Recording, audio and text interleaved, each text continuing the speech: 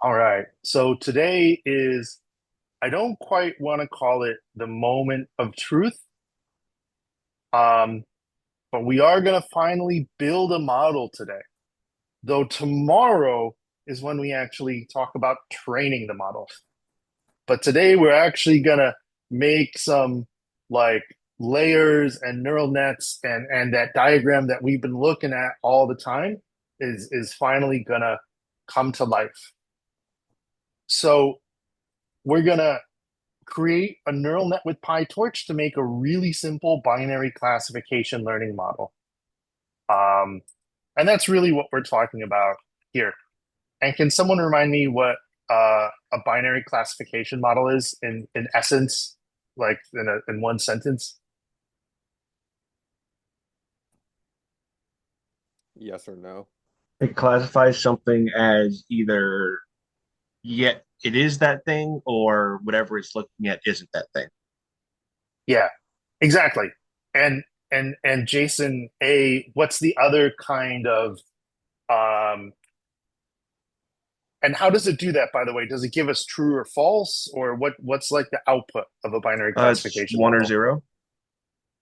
Close. It's a value between one and zero. And this is essentially a probability, right? So the closer to one, the stronger the prediction of the model. And so basically, if x is greater than 0.5, it's true. Our picture is a cloud, right? To go back to um, our very first sort of day one image here, where if we're looking at a picture or the water is potable, it's drinkable.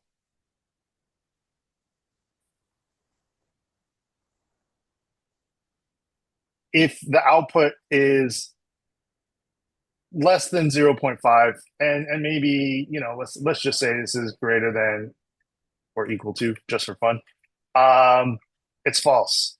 Our picture is not a cloud. The water isn't drinkable. And we haven't really talked about it, but what's the other kind of classification model that we very kind of briefly mentioned early on? Anyone remember? Multi-classification model. And anyone want to just take a guess at what the difference between this and a binary classification model is? Again, big picture.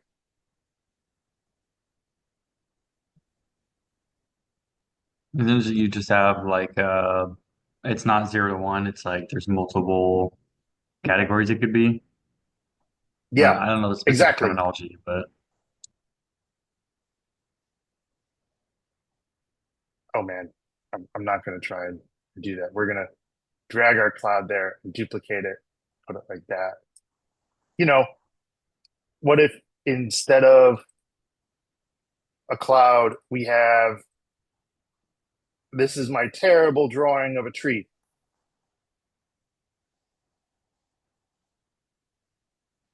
And this is going to be my terrible, terrible, terrible drawing of a cat.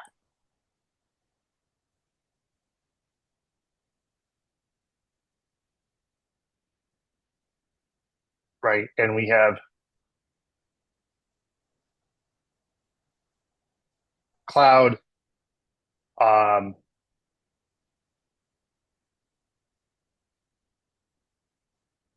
tree, and cat. And we might have other images as well.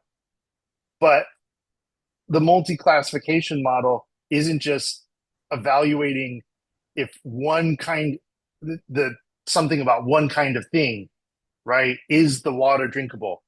Is this a cloud? It's telling us if this is a cloud or a tree or a cat. And Chase, you indeed are right that we probably don't just get a single number between 0 and 1, because that doesn't really tell us if I'm looking at a cloud or a tree or a cat, right? Um, so a multi-classification model, um, right, can take different kinds of input and tell us more than a you know a true false probability. For example, if an image is a cloud, a tree, or a cat. And I just want to check in to see if folks have questions around these two sort of high level concepts. Awesome.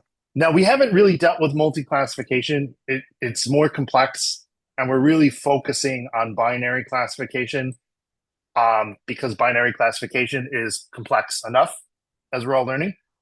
But these large learning models like ChatGPT probably both, frankly, incorporate like multiple different kinds of binary and multi-classification models. So today and tomorrow, and really our main focus is building and training this binary classification model. They're both built up of similar pieces, but they then get built in different ways. So today, we're going to build this model. And to kind of hop back to our diagram, and actually before I dive into this, let me just walk through the agenda for the rest of the class, and then we'll kind of continue talking about binary learning models. So we're going to sort of refresh and dig in a bit to what is a binary learning model and a neural network. And then we're actually going to build one using PyTorch, and PyTorch has a neural network method that we're going to use. We're going to make the different layers of our neural network, our input layer, our hidden layer, our activation layer. I'll talk about those shortly. We'll see how to get rid of some of the manual steps of this process with another PyTorch tool called Sequential. We'll talk a little bit about what good and bad inputs to this look like. We're going to do a bit of a deep dive into like what's one of these individual neurons doing, like when we talk about weights and biases and stuff. And finally, once we've done all this work, we're going to actually bundle our model up into a Python class. And the way we're going to do this is, for this part of the lesson, I'm going to start with a really simple example, but then either as maybe independent work or maybe a combination of doing it here as a group and then independent, we'll do it with water potability that we've been looking at. That's a bit more complex because the data is a bit richer. Do folks have any questions about the plan for today? Okay, awesome. Let me just sort of dive in here then, and let's talk about our binary model and the different layers of our neural net.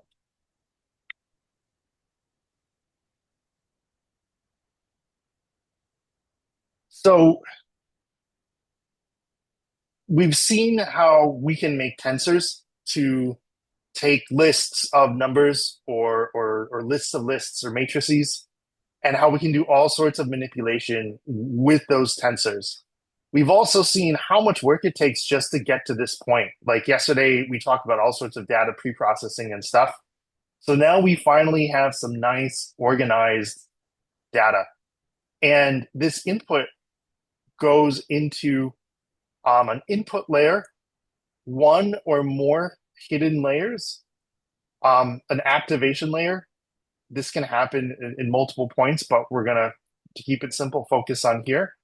And then finally, we get outputted a value between 0 and 1. Now, there's kind of two, and in this diagram, each of these is a node, or I'll be calling it a neuron as well in our neural net. And the way that this works is the input, and just to simplify for now, let's just say we were looking at just one row. each of these different values would get passed into one of these input layer neurons. And I need one neuron for each different feature or attribute of my input, like we were talking about yesterday. Um, each neuron is going to apply some statistics, apply a weight and a bias to, to tweak the initial number we give it and feed it on to the next layer. And you can see here that the output from this neuron doesn't just go to one of these, it goes to both, right? And so if we had, for the sake of arguments,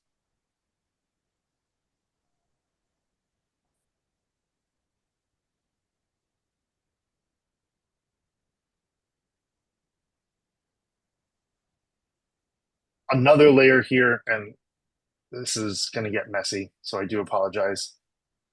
This output would be fed like that. And my apologies for the arrow colors here.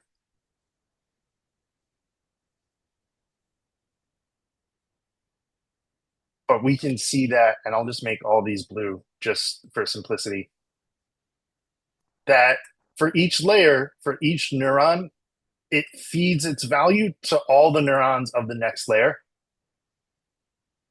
And this would finally get sent to our activation layer. And then that spits out our output. And I'm going to kind of undo this so we have a cleaner diagram.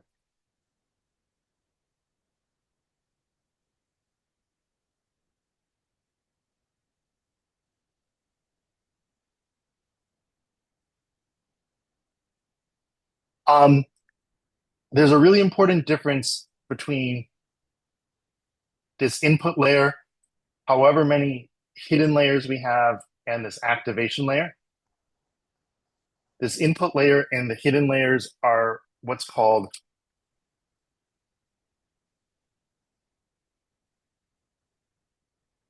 linear layers, because the way that the number crunching happens in here is in a linear fashion, meaning if I like drew a graph, it would look like this, or it would look like this. Like if I've got,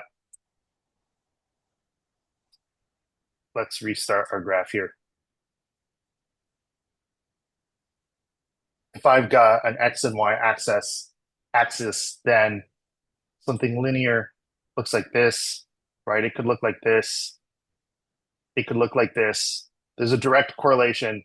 But what we're not seeing is something like this, right? Or something like this.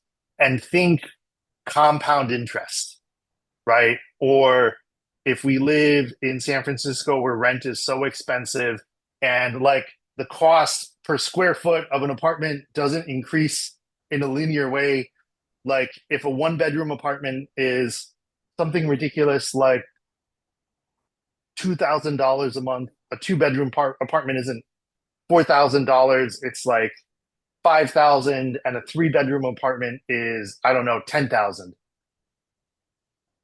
Right. And I just want to check in to see if that distinction makes sense to folks and if folks have a question there. We feeling pretty I good? can provide a little bit. Your prices are pretty accurate. My girlfriend lives in San Francisco, and for a three bed, they Mm. pay 4,200.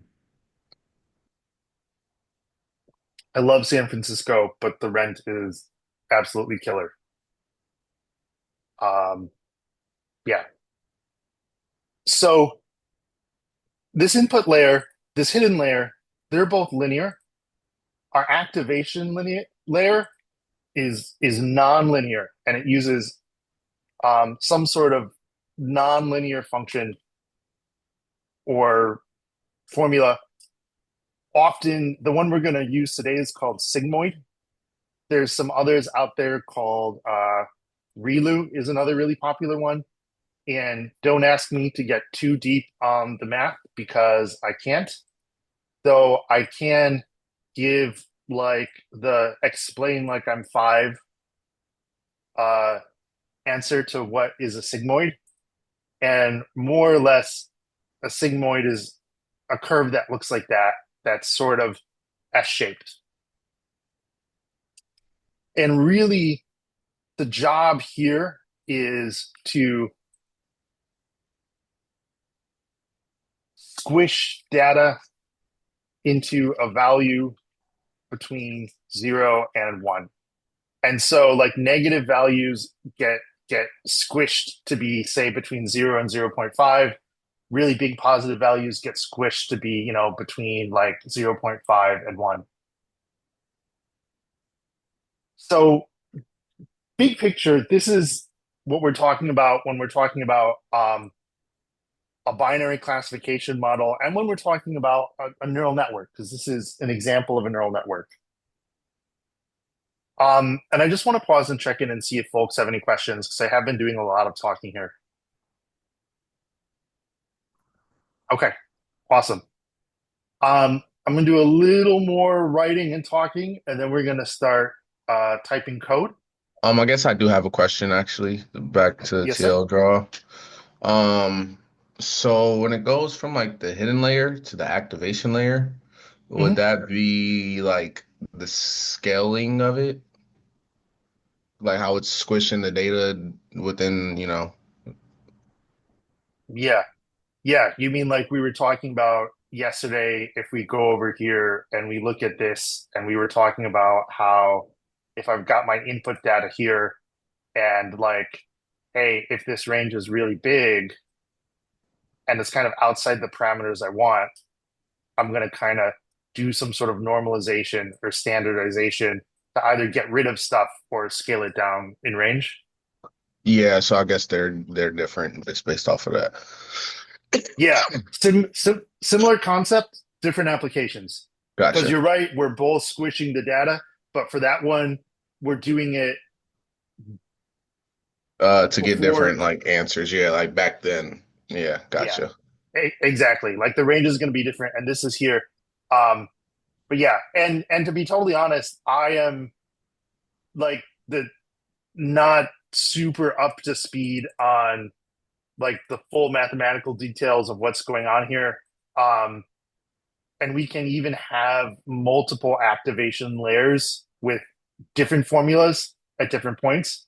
But yeah, there's definitely some similarity there. So you're not wrong about that. Yeah, great question. What else is on people's minds? What other questions do folks have? Regarding like all the statistics and math, is that something we need to be like fairly proficient in, or do we just need to like Yeah, know enough to be able to use the like tensors and whatnot?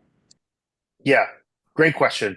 Um, for what we're doing here, and for a good chunk of this stuff, you do not have to be proficient.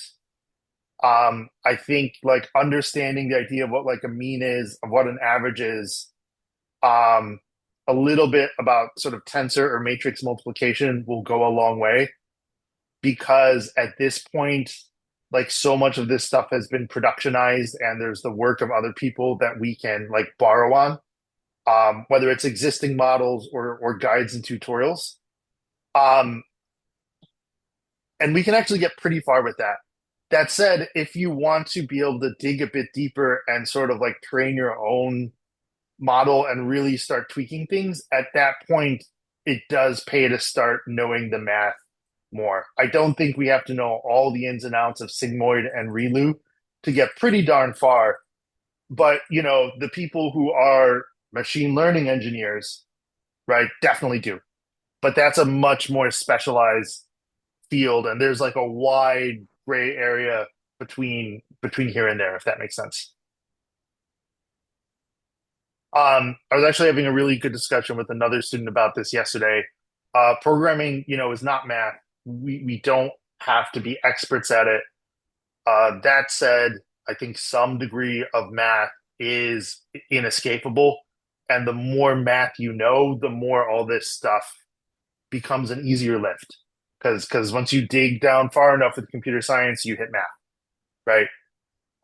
What I would say for everyone is right now, I wouldn't worry too much about the math, but I think like, a solid understanding really of like algebra through geometry, in a perfect world calculus, but um like I really like Khan Academy, and they actually have in their pre-calculus sort of course, they have a whole section on matrix multiplication and working with matrices. And I half wanted to assign this as sort of homework before we did the tensor lesson, right? Because this is the the math of like multiplying tensors and adding tensors. And so I think there is some benefit to understanding this, but do we have to? No. Um, that said, math can feel scary, and I think it's because it's taught poorly. I think if you approach it with fresh eyes, you'll find that it takes time and effort, but it's not as scary as it may have seemed in the past.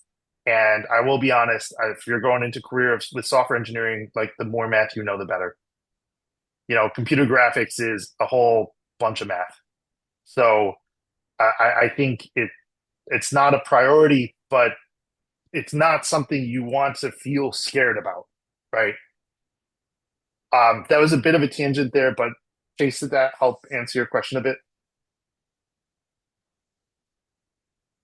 Yeah, and I think a couple other folks were wondering about that as well. So I thought it would be good to talk about that. Um, the nice thing about math is it doesn't change.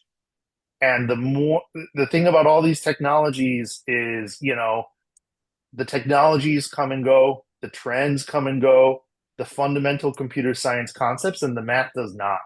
Like this neural net stuff has actually been around for decades.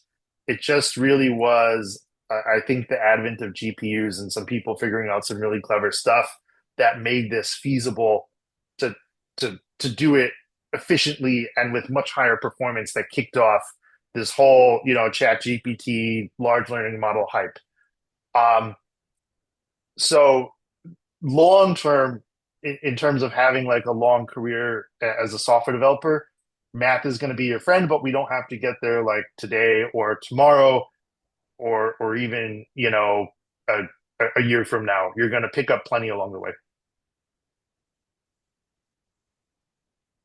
And I just want to check and see if folks have questions around that as well, because I realized I did like a whole lot of talking there.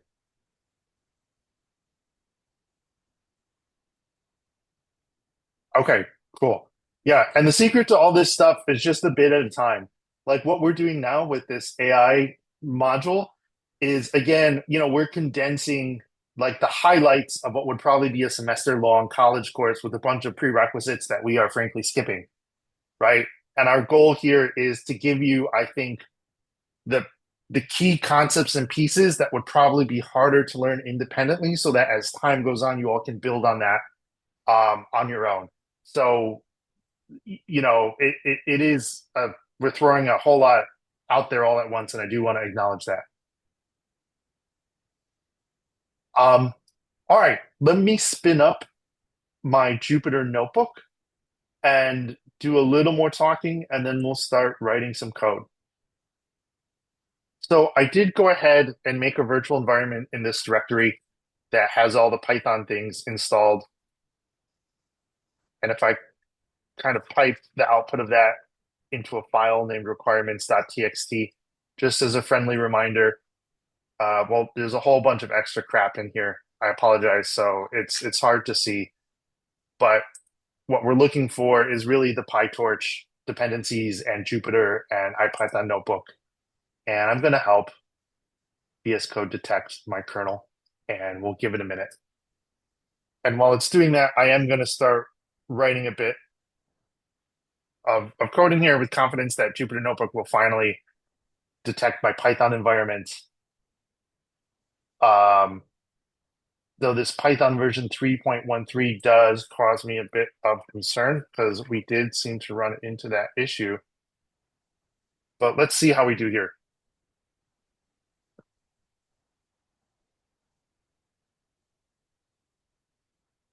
And let me just make a code block here, and let's import torch, and let's just print torch dot underscore version and make sure that this is working. And it's going to take us a minute here, but we're good to go. I'm a bit surprised because I know folks had issues with Python version 3.313 with one of these dependencies, but it does seem to be doing okay. And right, I had installed, I think it's like Torch, Torch Audio, Torch Vision, Jupyter, and then I want to say IPyKernel is the name of the other library. So just to kind of review, building binary models, there's really three main bits here that we've been talking about.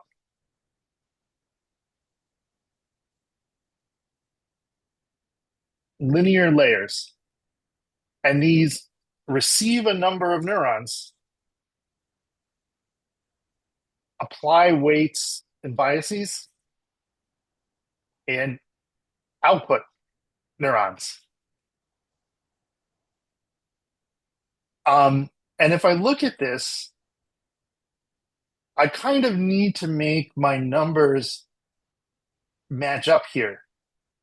And in fact, in some ways, what's actually going on here is these three get scrunched into two in one layer. If I'm going to kind of move stuff over here a bit.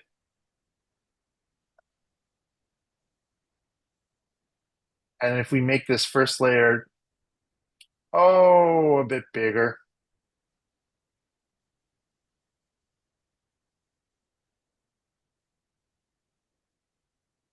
And over here, and I am definitely going to do a little copying here.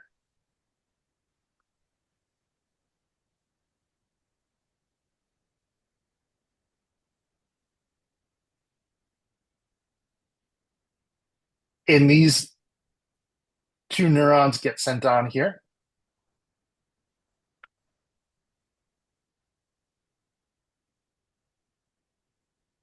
And so when I'm building the layers, I do have to think about how many neurons the next layer has, right?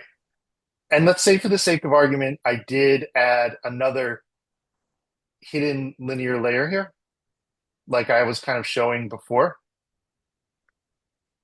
If we just kind of drag this stuff over and we'll pull it over here and we'll get rid of this because we don't need it anymore. And let's just make a copy of this. Hey, sorry to interrupt. On when you're Yeah. building binary models, what's that word? Numberons? What did you mean to say? Oh, neurons. Sorry. Neurons. Okay. Yeah. So each of these little guys, you can think of it as a node or a neuron. Okay. And I believe each of these is in fact under the hood a tensor. Okay. Yeah, and we are going to dig in and actually see what's happening here under the hood and the math. So it's okay if this is a bit high level right now, and this is a bit of a black box. The main thing is to get the sense of that I've got this input data, and this first value or feature here, right, is going to get fed into one of these. The next one gets fed into another, and the next one gets fed into another, right? And so for water potability, where I think there were 9 different features, there was pH level, there was hardness, there were chemical words that I can't pronounce. We wouldn't have 3 of these. We would have 9 in the input layer because we have 9 different attributes or features. You know what I mean? And we'll see exactly what's happening. But the main thing to know is that this data gets passed into each of these neurons. It applies some statistics to it, essentially, some math to it, and then passes it on to the next one. And this one kind of adds them all together. And that's why these are tensors, because they're taking in multiple values and we're adding or multiplying tensors. And then it passes it on to the next one. and the next one. And again, today we're looking at a simple example. There's sort of an art to how many layers you have, and I'll provide some sort of very general guidelines later on. But for now, we're just going to use a couple layers as a learning example. I have a And question as well.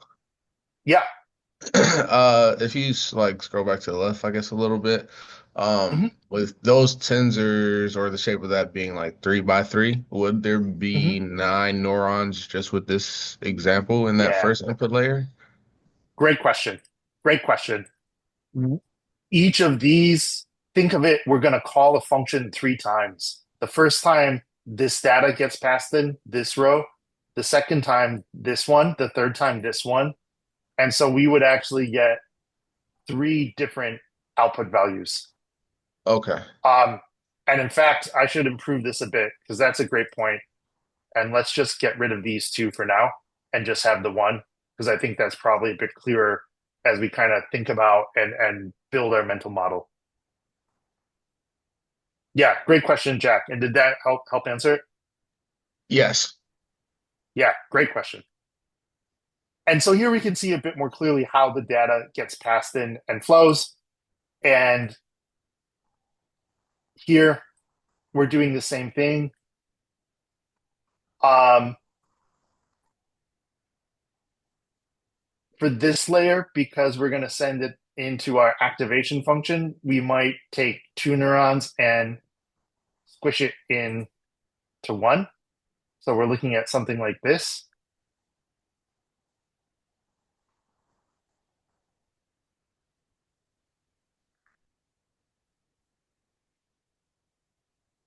And then we finally basically pass a single value, I believe, to our sigmoid function, our activation layer.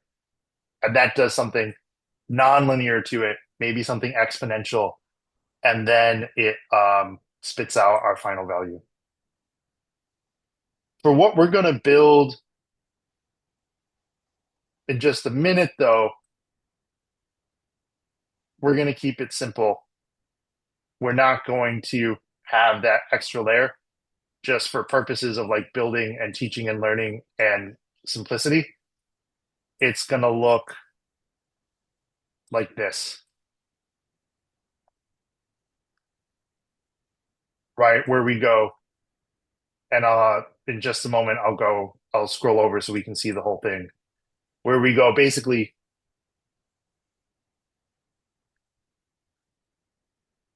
three to two to one, and then our output.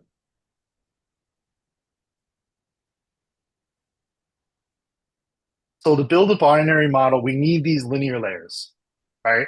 And there might be several of them, but we're just going to have really 2, 1 input layer and 1 hidden layer. There's always just 1 input layer. They call it the hidden layers that we might have multiples of. We need some sort of activation function, and that is going to be, in this case, the sigmoid function, or rather our activation layer. I don't want to say function or formula.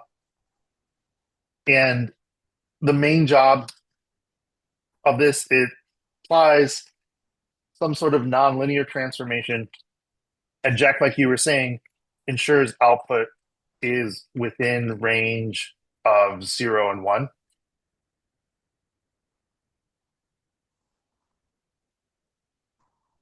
And we're going to learn about this later, but we're going to learn about this towards the end of the lesson, but a tool called sequential, which will help us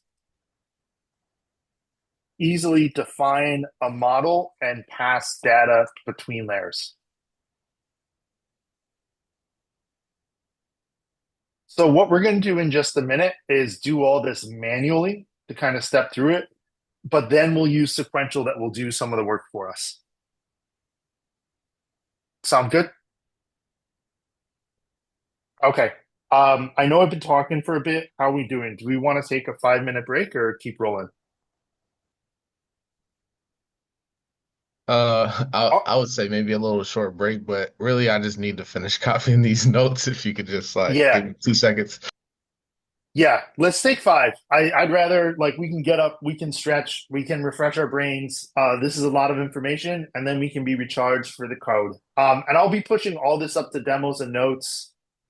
Um, I apologize. I don't think I got the image files in the demos and notes for yesterday. I'll add them, and I'll make sure that these images are in today's demos and notes as well.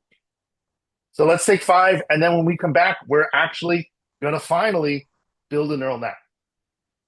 Thank you, everyone, and I'll see you all in 5 minutes.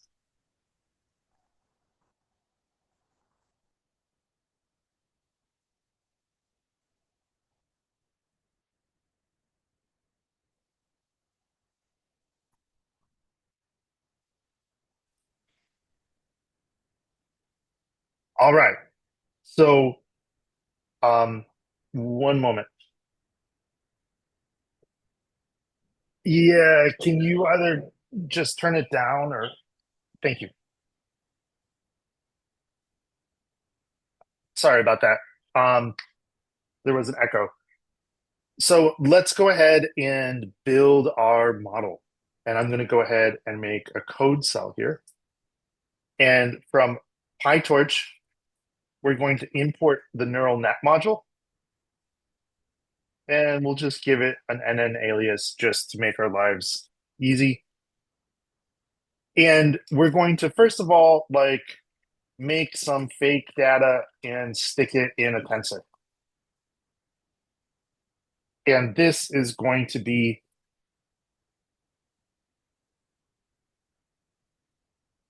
our input.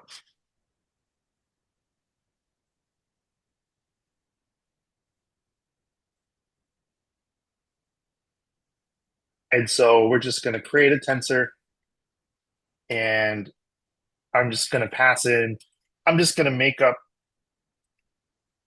some values here. We're going to have it all be one to make it simple. And we could pretend that, these are the pixels values of a cloud. And we only need these 3 pixels or these 3 numbers to figure out if we're looking at a cloud or not. Or let's say if we did some sort of sentiment analysis on a comment on a blog and we want our model to figure out if it's offensive or not. Maybe these 3 numbers represent, the different sort of sentiment factors for a sentence. And our model determines if a comment is offensive or if an email is spam. Right. So point being, I just wanted to share a couple sort of examples of application before we dive in. So I've made my input tensor. No sweat. Let's go ahead now and let's actually start building up our model. And give me a sec here to look at my guide code to make sure I've got this right.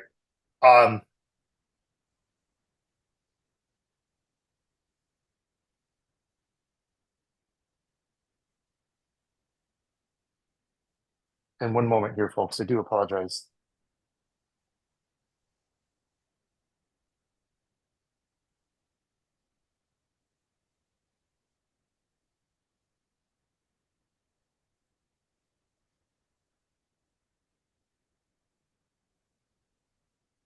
Let's go ahead and make our input layer. And as we've talked about, this is a linear layer. And it's going to take in 3 inputs. It's going to have 3 input neurons and have 2 output neurons. And that's what's happening here.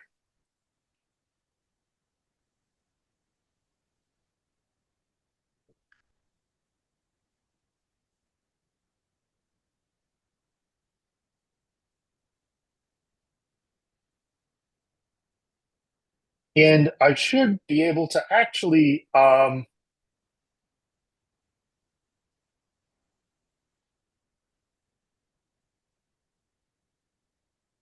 run this input layer and get some output.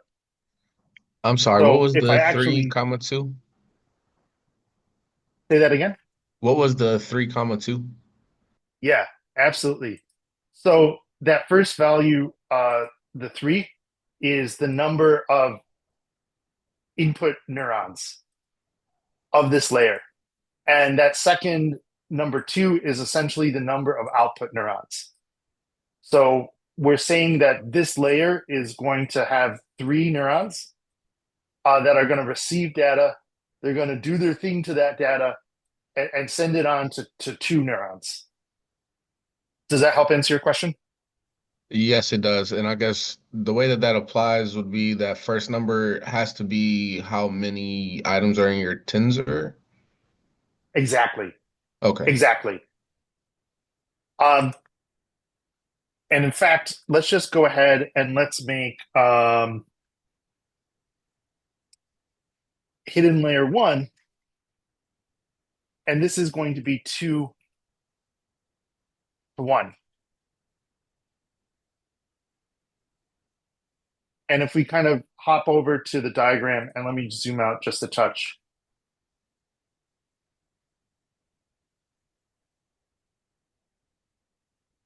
So is it like a basically like a sideways pyramid where if you start with like 10,000 inputs, it all goes in like 10,000 and like 5,000 or something like that?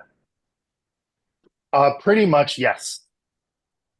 Sometimes we'll talk about this later, but depending on how you design the model, instead of shrinking from 3 to 2, we might double it to 6 or 9 and then shrink it.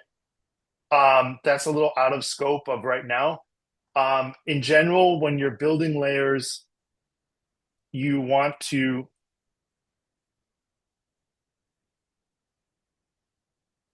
follow sort of three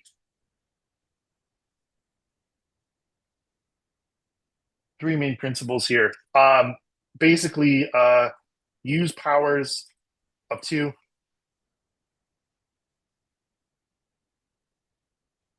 Don't have too many layers.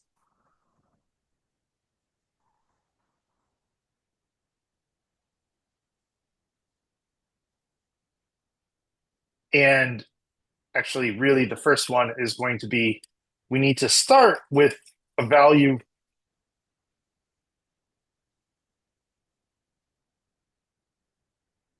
Let me just let me move the annotator out of the way.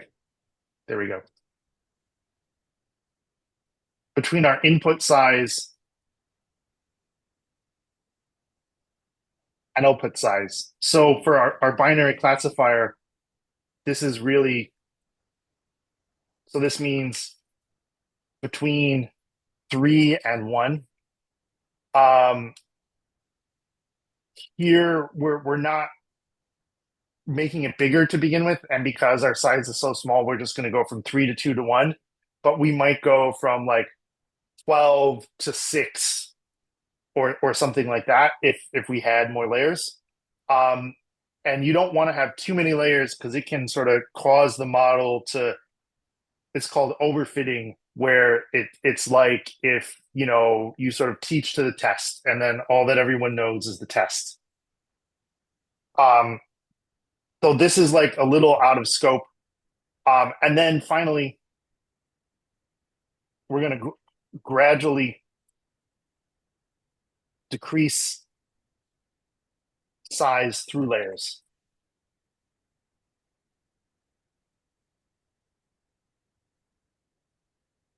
So we're going from 3, right, to 2, 2 to 1, and just 1 for our sigmoid function, and then our output. Does that help answer your question a bit, Chase? Cool. Yeah, and these guidelines, these are a little out of scope right now because right now we're just learning how to build the thing. But generally, this is what you'll see where, like the input layer, we can't have more inputs than our actual data. Maybe the next layer gets bigger, but gradually we need to decrease it, and we usually do that with like powers or multiples of 2. And so making these layers is really simple, right? I've made my input layer, I've made my hidden layer, and then in fact making the sigmoid or the activation layer is equally simple. And in fact, they have all the different activation functions that are extremely common. So I don't have to come up with the formula or the math for the sigmoid function myself.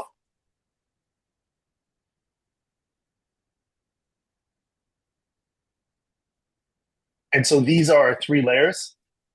And we've actually built as 3 separate pieces our model here.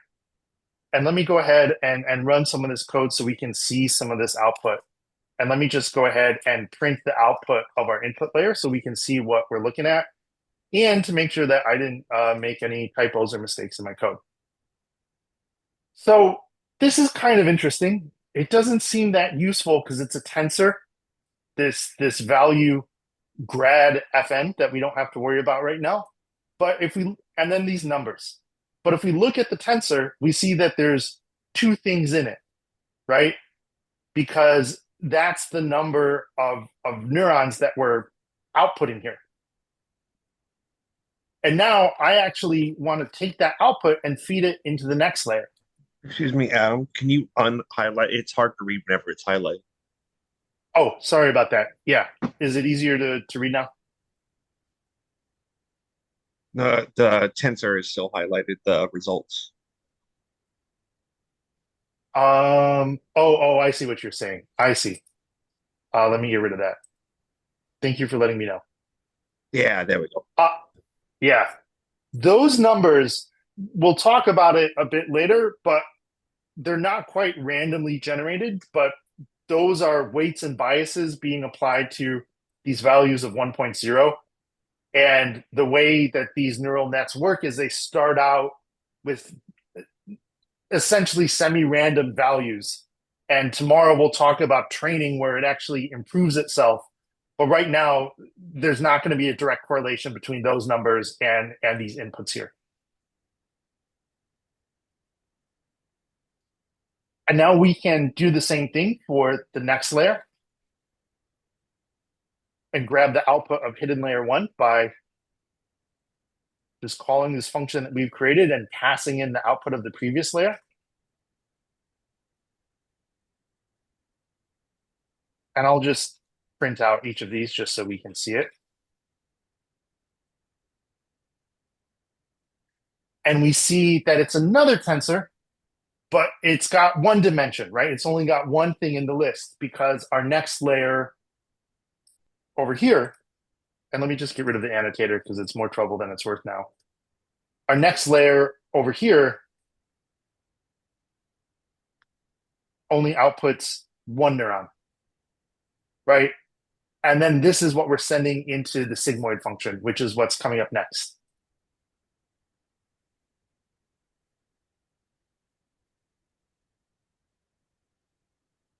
So the output of our activation layer is now this activation layer, and we pass in output of the hidden layer, and let's print that out as well.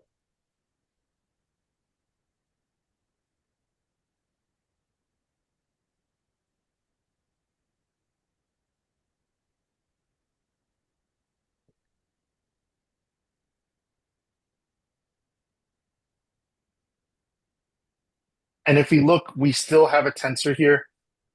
I think you And put in in the fact, wrong output there. oh, yeah, Yeah. I was about to say this is the same thing.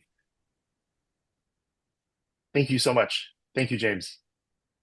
Okay, there we go. We still have a tensor, but our activation layer, the 3rd value down, is a different value.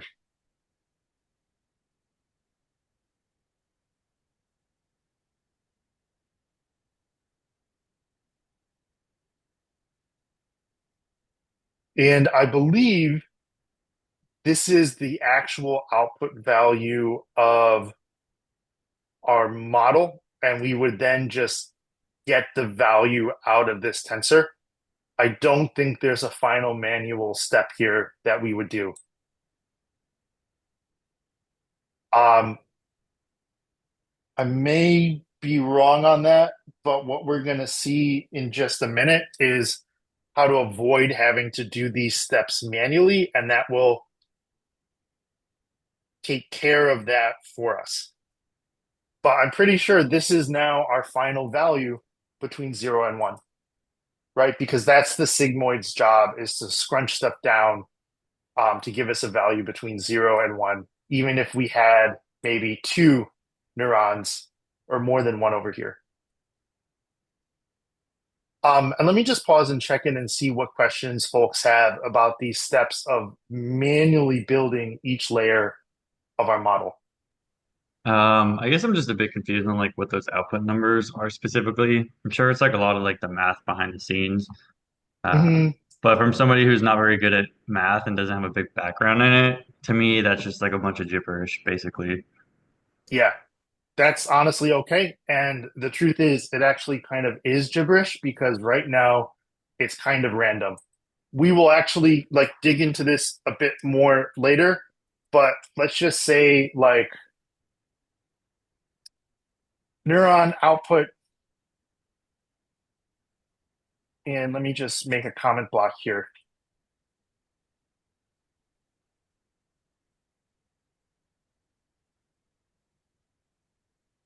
So here, let's just talk about one of these little arrows. Let's say like this one. It's going to take input times weight plus bias. So this might look like 1.0 times whatever the weight value is, plus whatever this bias value is. Now, the question is, where do these weight and bias values come from? And the answer is these are actually essentially randomly generated by the model. So these actually are random numbers. So it actually is indeed 1.0 times 0.3 something plus negative 0.2 or whatever. Now, if these are tensors, so it's probably not a single value, it's probably tensor multiplication and tensor addition here. But this illustrates the fundamental concept. And we'll actually walk through this step by step, I think, in a little bit.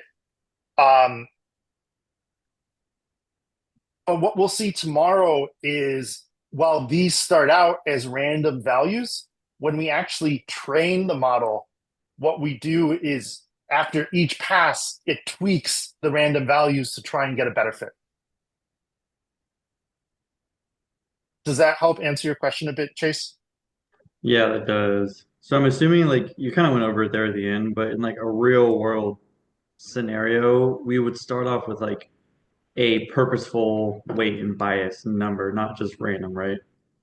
No, we actually would Oh, not. Um, oh, okay. yeah, if we go all the way over here, I'm going to use, oh, we don't have the diagram here. Using this same diagram. So we kind of talked about this on day one and then never kind of came back to it. But, for our water potability, we have like 1,000 data points, right? And this is just one row. This is just one run. So we're going to see this tomorrow with training. But in essence, what we do after one run is we look at this number, we evaluate it against the real value, our target, and then we tell the model, oh, you were off, you were wrong by this much. And then let's use some drawing here. It works backwards with what's called back propagation, and it will tweak the weight and bias values to try and make them closer to what the right answer should be. So starting off with these semi-random values is actually a feature, not a bug. And then when we do this like 1,000 times, we actually end up with weight and bias values that are pretty darn good. And that's sort of the magic of a neural net and training this model. It really is sort of like throwing spaghetti against the wall to see what sticks. like 1,000 times, right? Because the computer can do it really fast.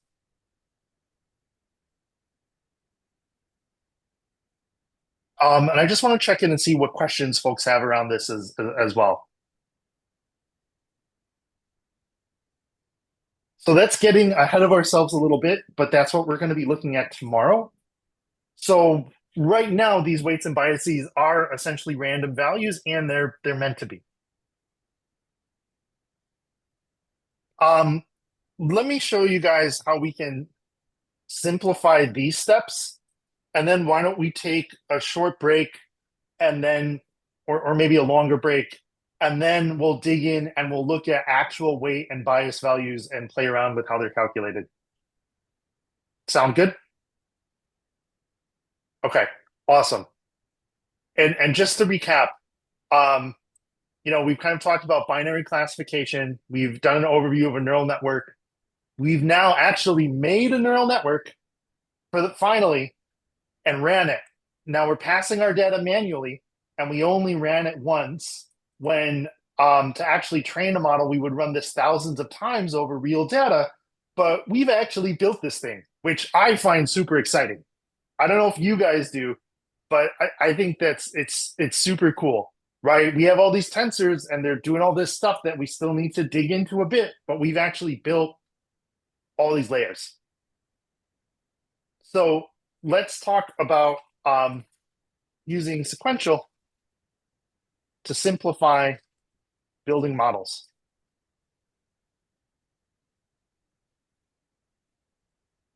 And the good news here is that same work that we did, I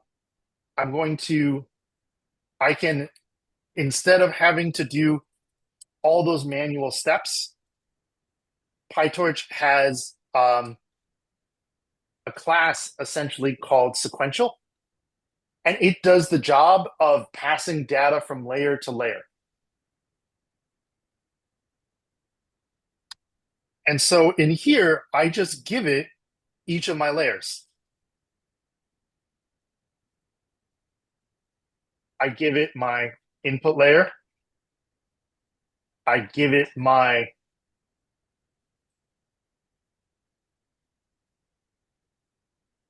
hidden layers. If I had more than one, I might have multiple hidden layers. And then I give it my activation function.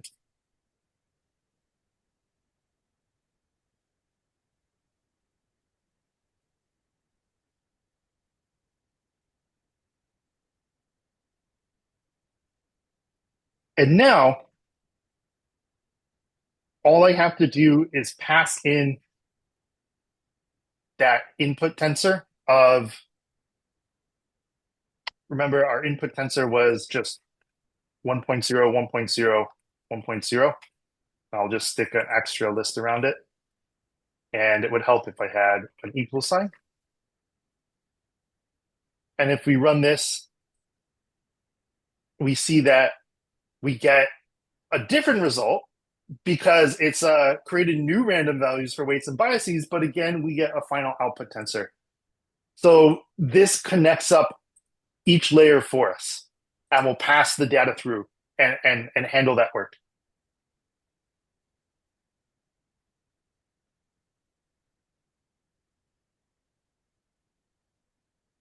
I can even look a bit at the different parts of the model.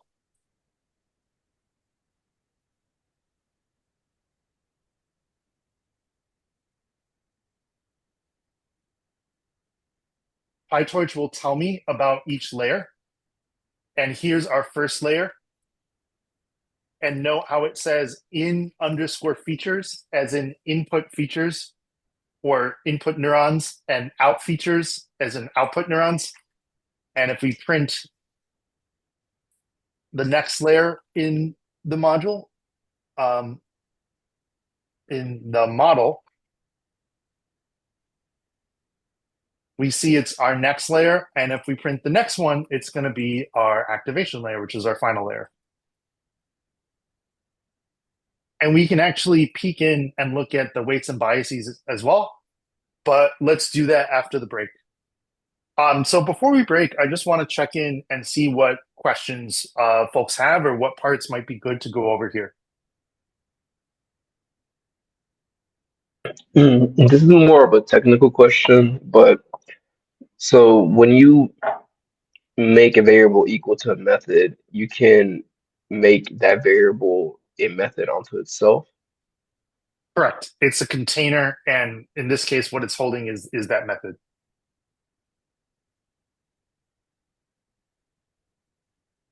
So just to recap here, I've created an input layer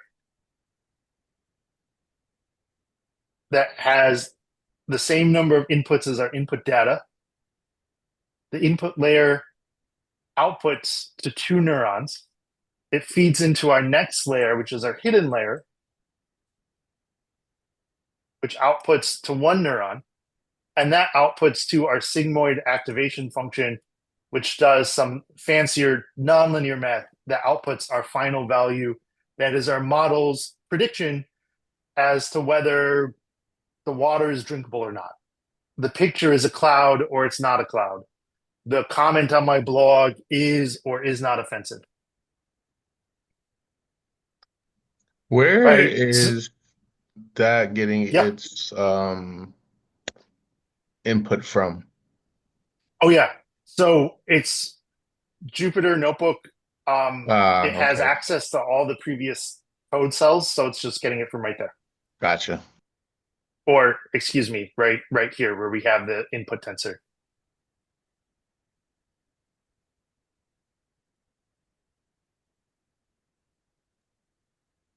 And just a heads Um, up for those who don't use Jupyter Notebook like that, you want to make sure you got this little check mark right here before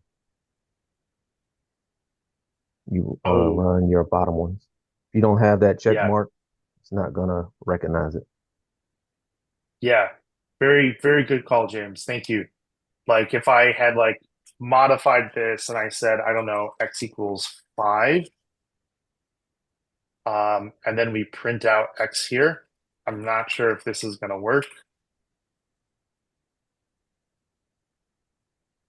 X is not defined. In fact, here the check mark is even a little deceptive because I modified this. But if I run this again, and now I run this, now we get X. Yeah, that's a good call, James. Thank you.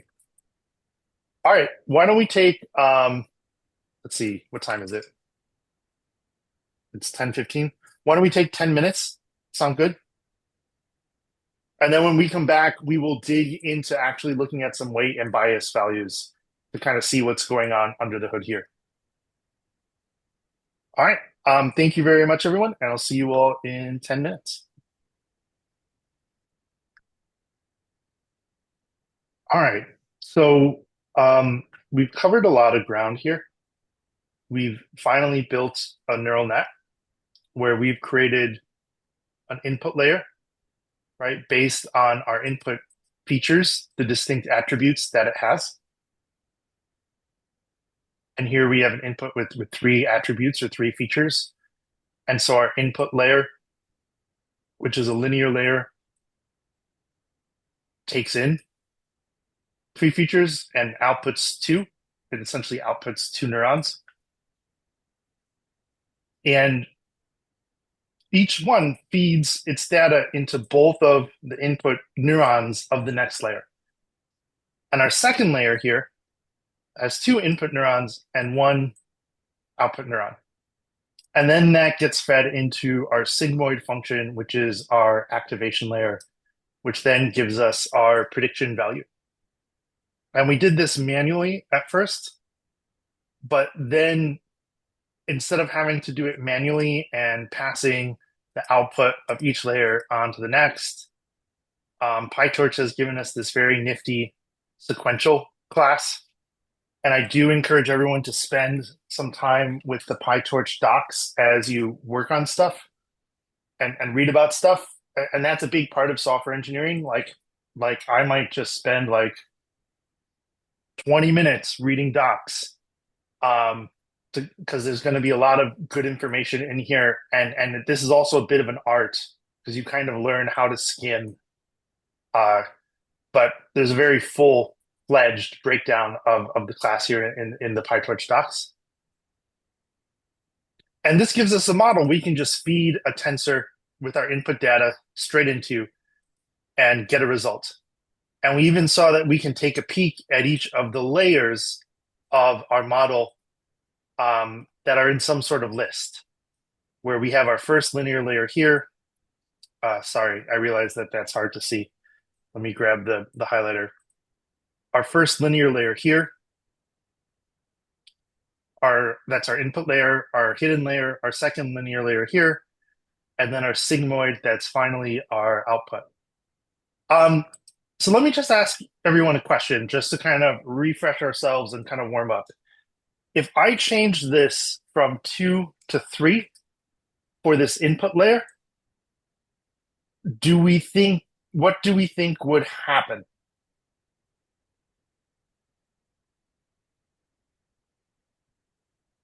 You would need a third thing to input when, or No, wait. My thought would be that because your hidden layer is expecting only 2 neurons, that it would throw an error because you're giving it 3.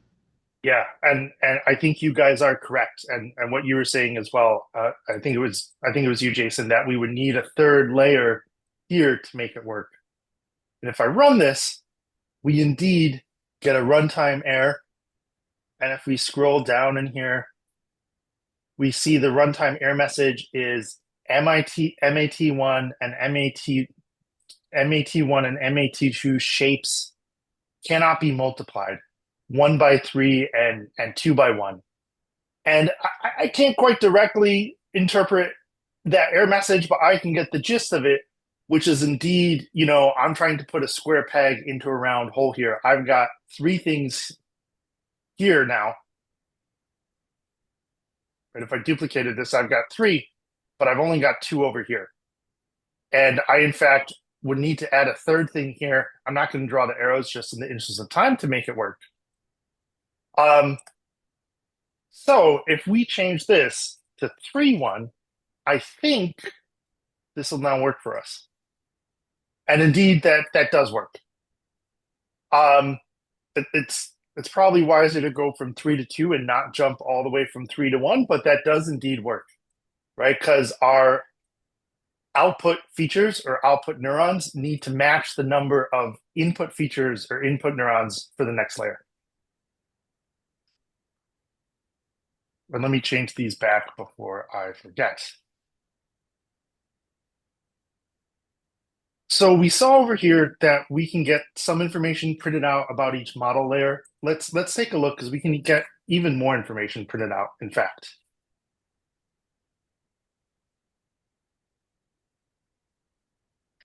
I believe there's actually a property called weights. Though I may have this wrong. I think it might just be weight. There we go. And I can actually see the weight values for our first layer here, this first linear layer. And I see that it's 3 lists of 3, because each one,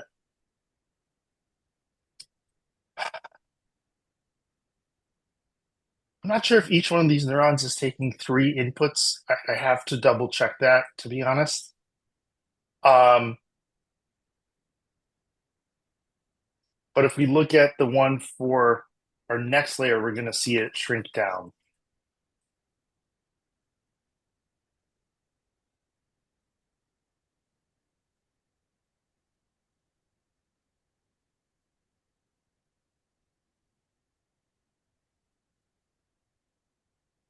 Where we now see one tensor with 3 values in it. So I'm not quite sure I don't think each of these individual values maps to a weight. Um, I think what's happening here is this connects the three input values. I think this is where our three neurons over here get mapped into two. Um, to be honest, I'm not entirely sure, but we can see the shrinking happen. We can also see the biases.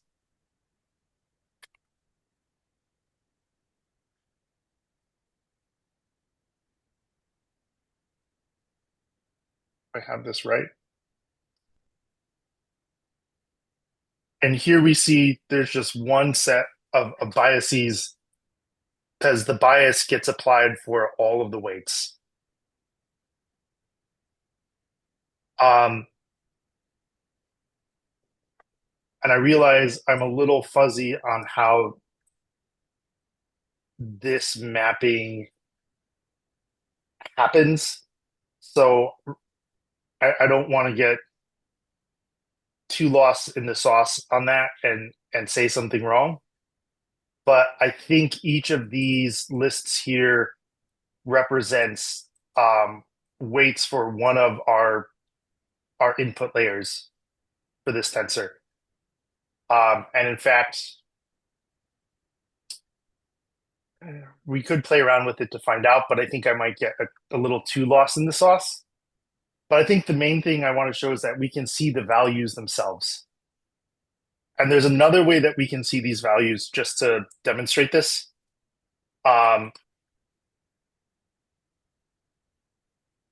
We can actually look at all the different parameters for each layer of the model. We're going to do a little filtering here.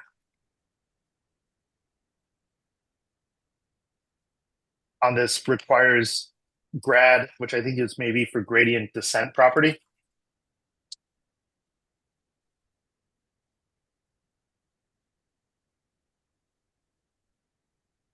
And we can see this same information printed out where for our first layer, we've got, which layer 0, we've got the weight as a tensor and its bias. And so this bias is going to get applied to each of these weights before they get passed on. And then for this second one here, I think what we're seeing is like the three weights as we crunch 3 down to 2, and then it's passed to 1. And I do apologize that I'm a little hand wavy here, but hopefully we can kind of see some of the bigger picture of how these things connect.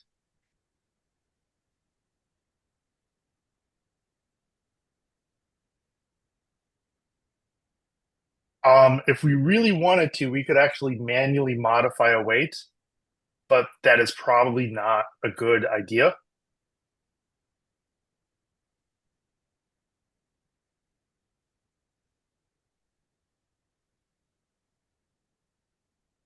But let me walk through a little bit of how the weights and biases are applied. And this does get a little tricky. So if it feels like I'm going down a wrong path here, please do let me know. But in essence, what we have going on, and let me just make a markdown block below this, is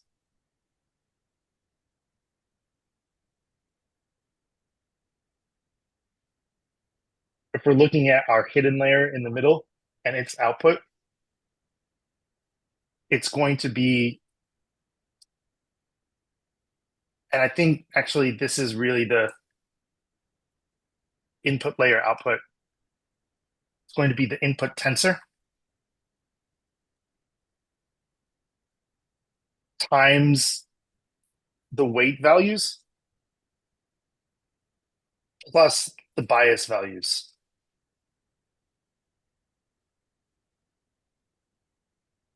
And this is going to actually, I think, output another tensor. And this, I do apologize because I feel like I'm getting a little fuzzy here, but let's actually run a little bit of code here and see if we can actually run some of these numbers and get close. So our input tensor, I'm just going to go ahead and print it out here just so we can remember what it is. Input layer weights equals model sub 0 dot weight, and input layer bias equals model sub 0 dot bias. And let's just do output equals input layer times input layer weights plus the bias. And let's see how we do. And my guess is I probably have to do a little bit of conversion to get the tensors to line up right. But let's give it a shot and see what this red squiggly does not like. Unsupported operand types for star, linear, and parameter. Um,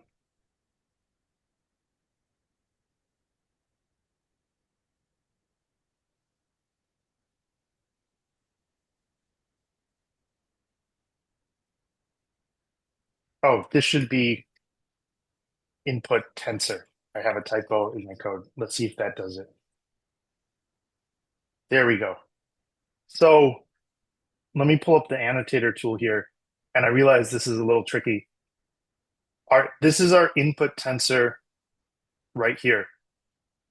Just with these values of 1.0, 1.0, 1.0. We're going to take that tensor and I think I'll just add some print statements here so we can kind of see everything nicely.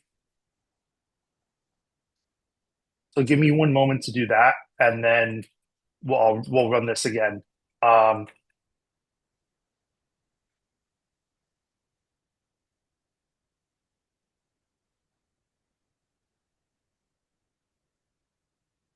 And let's put this up here just so it's up there.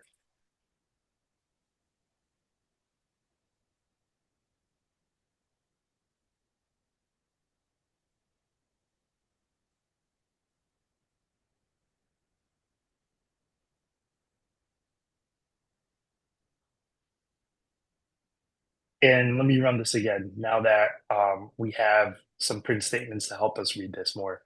And now we can walk through this a bit better, I think.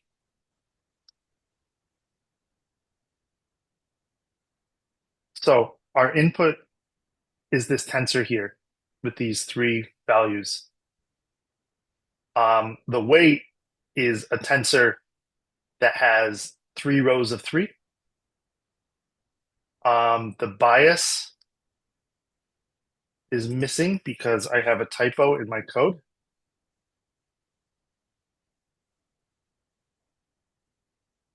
And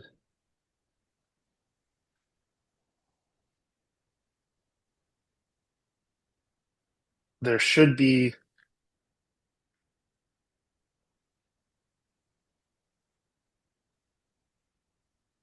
I might have a typo with the bias, but we'll cross that bridge when we get there because I'm not seeing anything in here.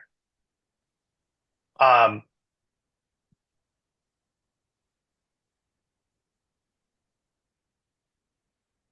oh, there it is. I'm sorry, I'm getting lost in my own print statements.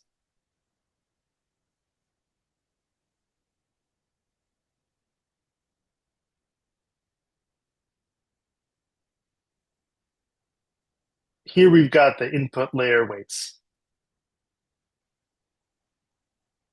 Here we've got the input layer bias. And then here we've got the output.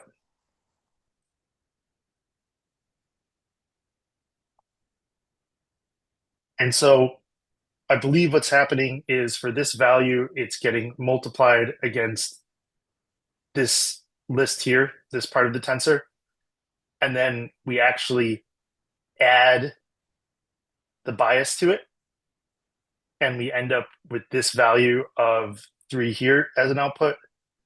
And then we do it again, and then we do it again. And I apologize. I think I'm getting a little lost in the sauce on the mechanics, but hopefully, do you all feel like you can see how the pieces of the puzzle are connecting in that we're taking these input values and multiplying them by the weights and then adding in the bias? I see a thumbs up. I see a couple of head nods. I have a question. Yeah. So in that input layer weights, you have like the tensor has three like indexes or whatever. Mhm. Um, is it a is it multiplying or adding all three numbers in all three indexes against each individual index of the input tensor? I believe that's correct. And to be totally honest, I'm not 100% on this. And if someone knows if I'm wrong, please let me know and I'll dig in to confirm later. But I believe we're taking this first value and we multiply it against this tensor, and then we add the bias, and that gives us this first output here. And then we take this second value or attribute and multiply it against the second tensor, add the same bias, and that gives the second output tensor here. And then we do the third that takes in again that multiplies by this third part of the tensor and adds the bias and then outputs this one here. Okay, yeah, that makes sense. That helps. Thanks. Yeah, for sure. Again, I might be a little shaky on that one, but we can see the general gist. And again, these weight and bias values are randomly generated, right? These numbers shouldn't make sense because they're random. And what we're going to learn tomorrow is how once we run the model, it starts tweaking these numbers to make them better. If we feed this into our next layer, we can kind of see what happens then, which I think might be interesting if we just print this output here. And let's just print layer 1, hidden layer. And I'm just going to copy all this stuff and do a little bit of tweaks. We'll call this layer 1 weights.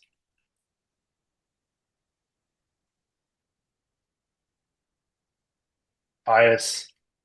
And this is going to be output. We'll call it layer 0 output.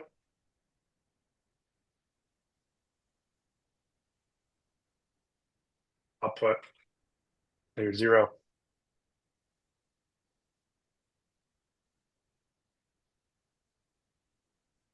And frankly, we'll see if this works. I'm a little bit on shaky ground here. And then after this, we'll move on. And the last thing I want to show folks is how to bundle this into a class.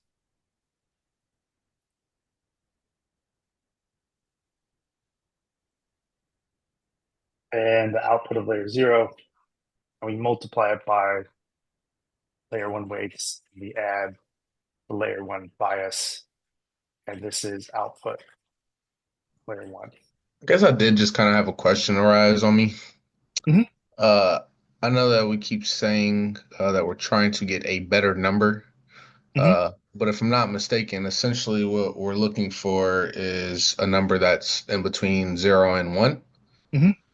So what makes a number better if they're all falling within that range anyways? Yeah, great question. We're going to see how this happens tomorrow. The short answer is if we head over to our friend, the water portability index, and let me bump this up a bit, and we briefly look at this data. And let's make this bigger so we can see. So all the way on the right here is this potability value. That's our target. And these are all going to be There's a whole lot of zeros here. At some point, there we go. We hit a 1. And there's probably some values between 0 and 1 along the way. Though maybe for this model, it's just between 0 and 1. And this is the number that tells us if the water is drinkable or not, right? And the closer we are to 1, the stronger the prediction that the water is drinkable. The closer to 0, the stronger the prediction it's not drinkable. And in fact, this is going to kind of be part 2 of the lecture, and sort of the hands-on part for you all is we're going to take a little bit of this data, right, that has 9 inputs, not 3, and feed it into our model. And we're not going to get good data out of it because we haven't trained the model yet, but it's going to spit out some number between 0 or 1 that represents if the water is drinkable or not. And what we'll learn tomorrow is how we can use the data we have, because I know, for this row right here, I know what the answer is. The water is not drinkable. It's 0. So if our model says like 0.79, I'm going to say, model, that's bad. Get closer to 0. And then it adjusts all the weights and biases and it runs it again, maybe with another row. And I say, model, you're a little closer, but you really need to get closer to 0. And we do that about 1,000 times, and we end up with a model that can take real world data and come up with a useful prediction if water is drinkable or not. Tracking. Yeah. Does that help answer your question? Yes. Yeah. Great question. Because it's super easy to kind of lose sight of it because there's so many moving parts to this. But that's where we're ending up. Right. And so what we're building today is sort of like we're building the tool, but tomorrow we're going to see like how we use the tool to make it better and come up with a prediction. And let's see if we run this code here. If it works, which first of all it does, which is a great start.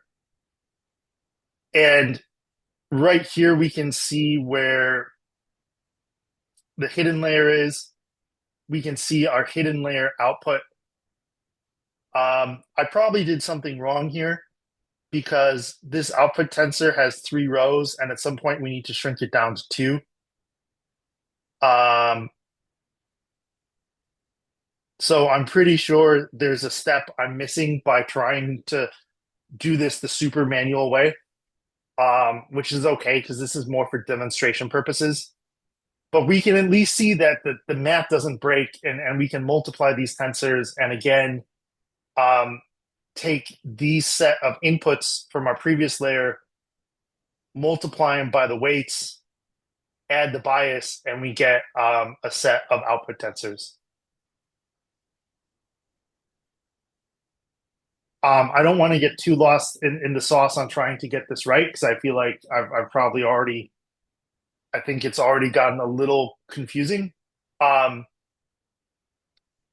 So why don't we just pause for questions and then we can move on to see how to bundle this up in a class. What questions do folks have that I'll either do my best to answer, or if I feel like I'm not confident enough, I'll just let you all know. What is the point of multiplying the tensors by weights and biases? Yeah, totally. The point is so that we can go from data about water potability and through a whole bunch of math come up with a prediction about if the water is drinkable. And we do that by tweaking the weights and biases to essentially extract useful information. Like maybe eventually the weights and biases reflect that if the pH level is really high, but the water hardness is really low, the water is not drinkable. And I'm just totally making that up, but to just use that as an example.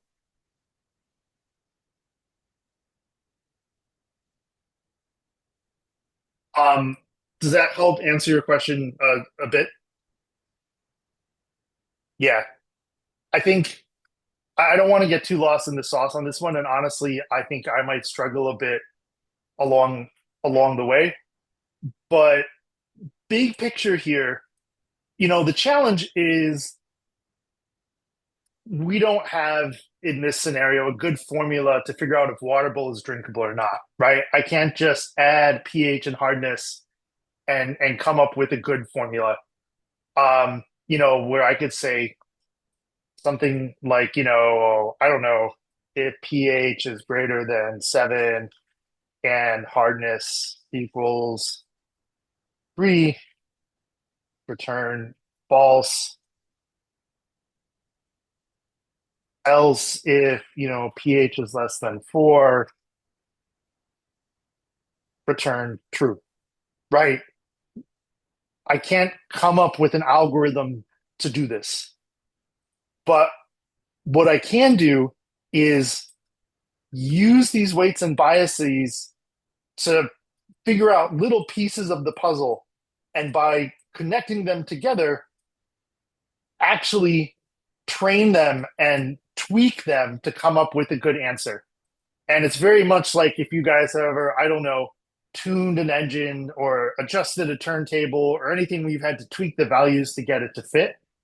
And that's what we're going to do tomorrow is the tweaking. But this is building the machine that we're going to tweak, if that helps a bit. And I think that's the way to think about it. Like we're building the engine, but tomorrow we're going to tweak it to run well.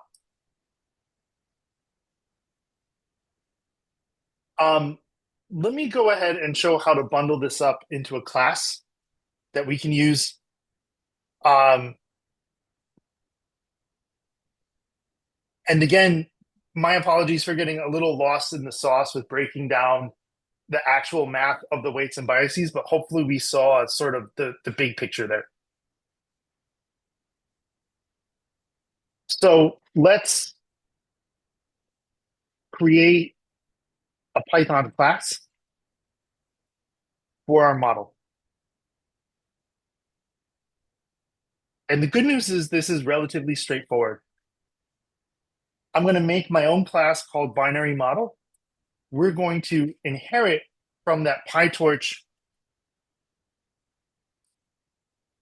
And let me make sure I believe that's right, is we use the module class from PyTorch.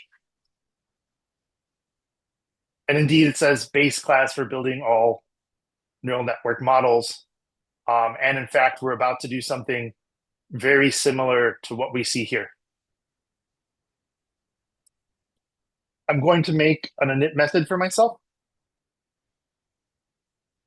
I do want to call the parent class constructor on this module class. I do want to make sure, though, that the constructor gets executed sort of inside my dunder init method.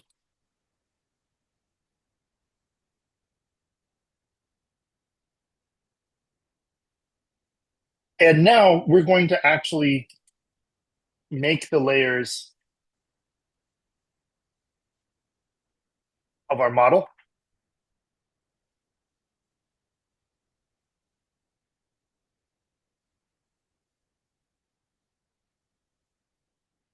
And that's our input layer.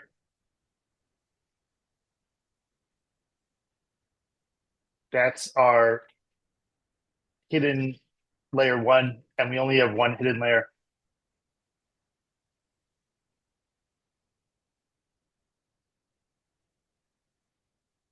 And this is our activation layer. And I'm also going to use this method forward that is built in to this module class that I inherit from. And we can see here in the example that they show it. And they're expecting us to overwrite this method with a version of our own. But PyTorch is looking specifically for a method named forward.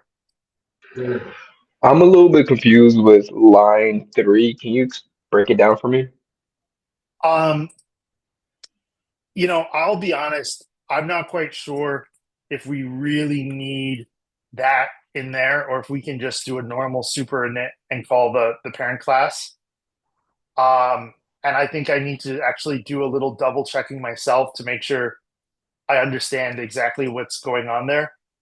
But let me get rid of, I added a unwanted parentheses now. But in essence, I think we're making sure that the parent constructor gets executed inside the scope of this method. But let me get back to you on that one because that line is a little tricky, but I don't want to get too lost in the sauce. So for right now, I think it's perfectly reasonable to consider this, though I try to avoid the term magic in the sense of just something we need to run. The forward method is where we kind of connect all the pieces of the layers. And it's going to sort of end up calling itself. And we just call each layer of our model one after the other and pass in X.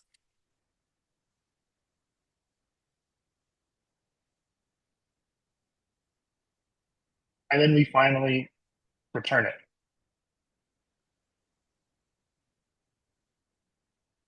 So let's run this code and see if it works.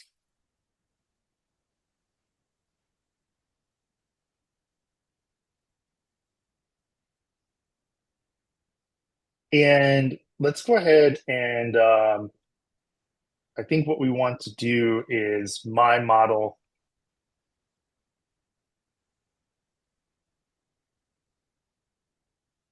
input tensor and print out the result.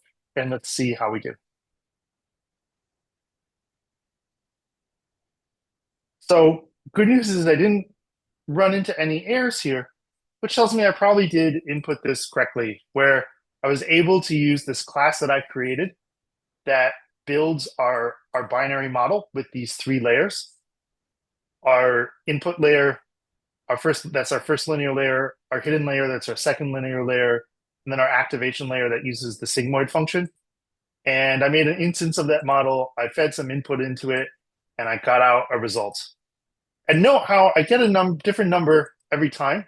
If you all look down sort of below this code cell where the answer is here, and it's changing. And that's because every time I run the model right now, I make a new model, it's randomly creating those weights and biases, right? And what we'll see tomorrow is how we'll actually tweak the weights and biases of the model to help this number get closer and actually be meaningful.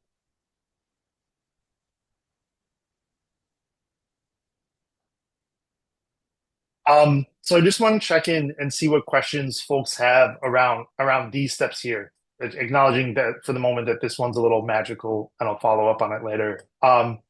What's on people's minds?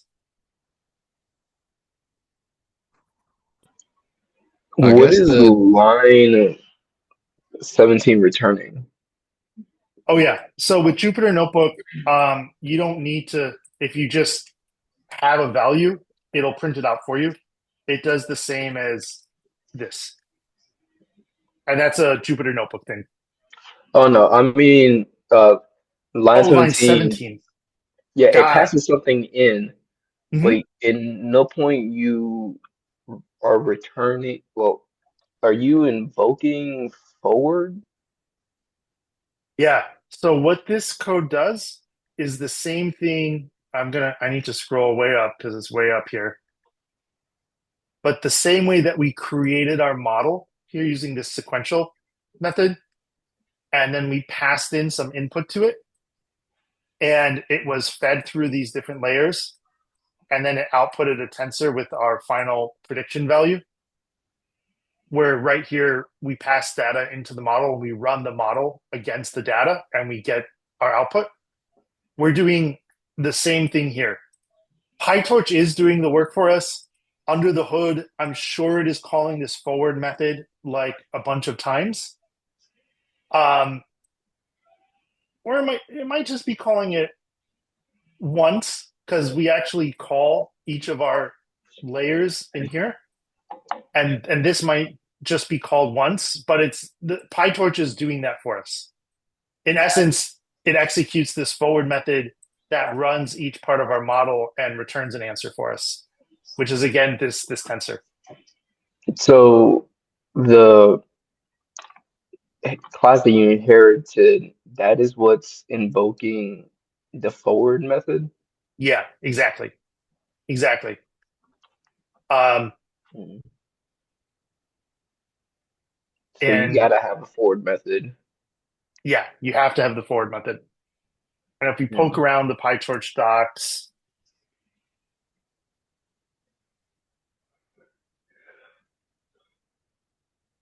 I don't know if they give a full example. But we can see here, even in the example of how to use the class, they are creating a forward method.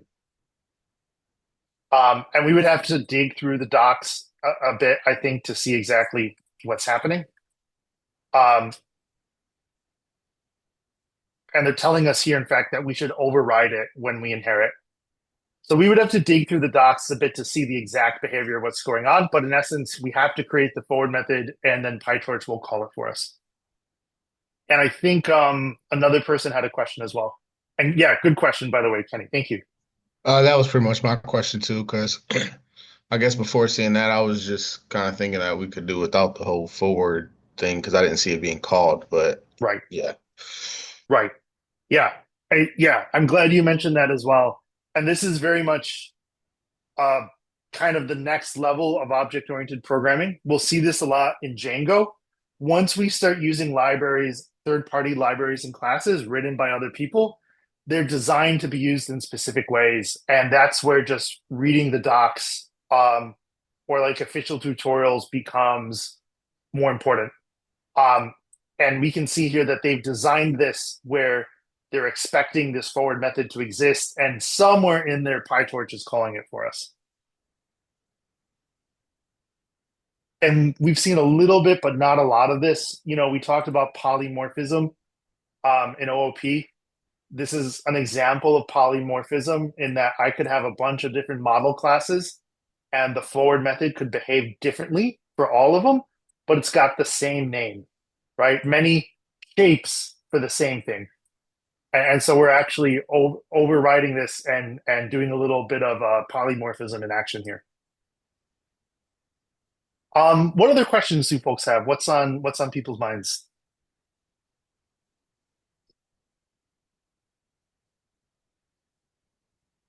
I feel like creating the class like kind of makes sense, but a bit confusing. So I feel like personally, me, I need to like understand what we did before creating the class.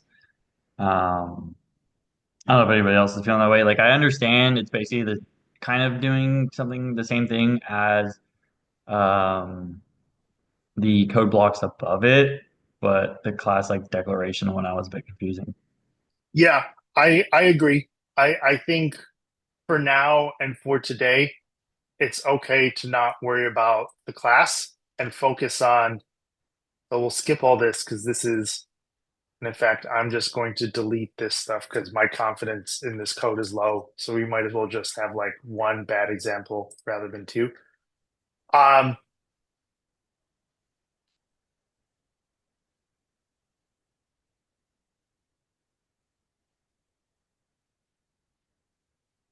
the thing to really focus on today, and I'll talk about it in a minute, I think what the rest of the morning and the homework is going to be on is this, right? I think this is our sweet spot because we create each layer of our model.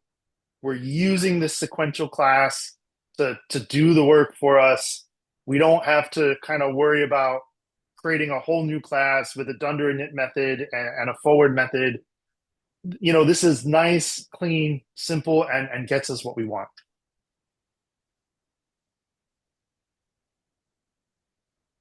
Right. So just to reiterate, everyone, for today, as you're working on this stuff, focus on just using sequential to create a model like we see right here. And once you get stuff working with that, then we can talk about if we want to if you want to make a class for it or not. I think this is our sweet spot for today, though. Um, so here's what I think would be good to do. Um, Probably for the rest of this morning. Um, and then and maybe the afternoon, depending on time. I really want us to make a model for the water potability data, right? We've built a toy model here. I'd like us to make one for water potability. And what I'm thinking is we could start by designing what the model is and the layers are as a group. And then you all could work independently on building and implementing it with Jupyter notebooks. How does that sound? Okay, awesome. So My vote, I guess, would kind of be maybe we touch this a little bit first before we keep going, just so we're not like that far behind when we go to start by ourselves. touch a little bit of what? I guess like trying to make our model or just make like our blueprints and get everything right so that we can like our sequential whole thing right there, our sequential models, at least start Yeah, trying to figure that out before we start trying to make it with the 9 cells. got it. To build this, I see what you mean. To take some time to get hands-on to kind of go through this on your own before doing the nine cells one. Correct. Got it. That is a really good call. I The only thing I think is I do want to give everyone like a diagram for the nine cells one to work with. Um, before we wrap. Um, but I think you're right. It probably makes sense for you all to go through this on your own and do it. Um, I think while we have everyone here this morning, though, I want us to get a little. Let's see, it's 11:10. Why don't we take like 40 minutes for people to do exactly what you were saying, Jack? And actually, let me pause the recording so we can just have this discussion because this, I think, is a good pausing point. Anyway, all right. So let's walk through the early stages of designing and building a model for our water potability. I think the first step here is let's just get some of the data to look at. So I'm going to go ahead and import pandas and say, let's just say data equals pandas dot read CSV. And let me see if I have the water potability data. Oh, I do apologize, folks. Let me move our Jupyter notebook into the right directory and let me go there as well. And let me open it up again real quick.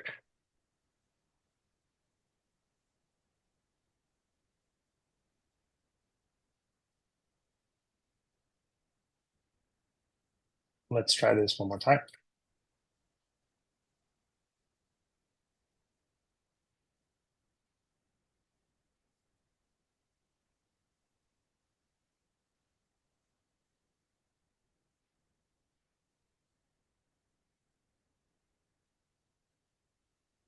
And I should have the water potability here. And let's try printing out a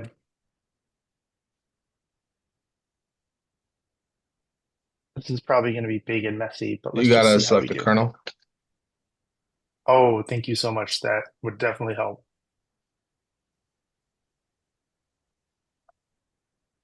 And I want to close my string. And this is going to take a moment because we're going to get a bunch of data. And can someone remind me with pandas, how do I just get like the first 5 rows of this? Then you do dot iloc 1:5. Yeah, I believe that will do it. What is that? I One row, might five have, items? this is the Oh, first 5 rows, in it's only fact. 4, so I'd have to do 1:6 because it isn't not inclusive. Yeah, yeah, we might as well, in fact, let's just keep it simple. Let's just grab 3 rows of data, just enough to work with. A trick I found out with this is that if you're wanting to see multiple rows, you do not have to include iLock. Only if you have to show one row, you have to include iLock. 1 row, or if here I'm looking at 3 rows by using this 1 through 4 slice. But we've got all these different properties, right, of each row: pH, hardness, solids, chloramine, sulfates, conductivity, organic carbon, trihalomethanes, turbidity, and potability. What part of this data do we not want to put into our model? Null. We definitely don't want to put null in. That's a great point. And let's see. In fact, there are some null roles here for sulfate. So there's a couple things we're going to want to do. Like we'll just get rid of nulls. What else are we not going to want to put in as data to our learning model?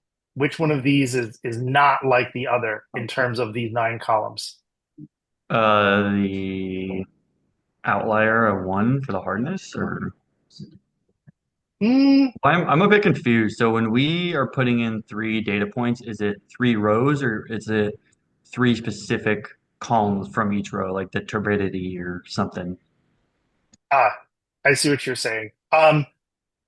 So you raise a good point. We actually only need 1 row for our model. If we fed in 3 rows, we would just be executing the model 3 times on a different row each time. So I think if we do this, we get 1 row. And in fact, this makes life easier because we don't have any null values. So now let's go ahead and start building this sucker, and we'll build it up here.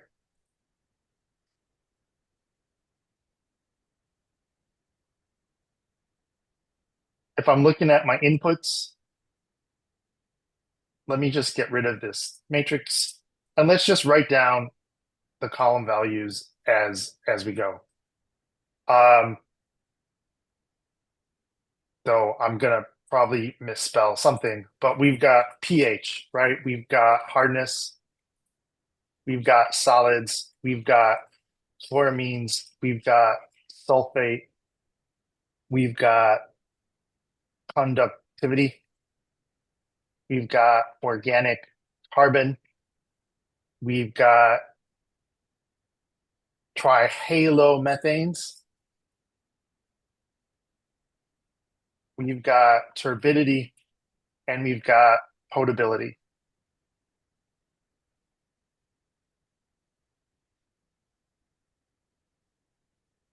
Right? And we're going to build an input layer. I'm going to get rid of all these arrows because we're going to have way too many arrows. That has a whole lot of things, right? We need an input for each of these attributes. And I'm counting 1, 2, 3, 4, 5, 6, 7, 8, 9, 10. So am I going to need 10 inputs here?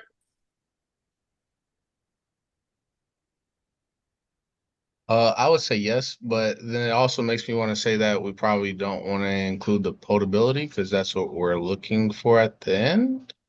Exactly. Exactly. We don't want the potability. And can someone remind me in pandas, how do I get rid of a row?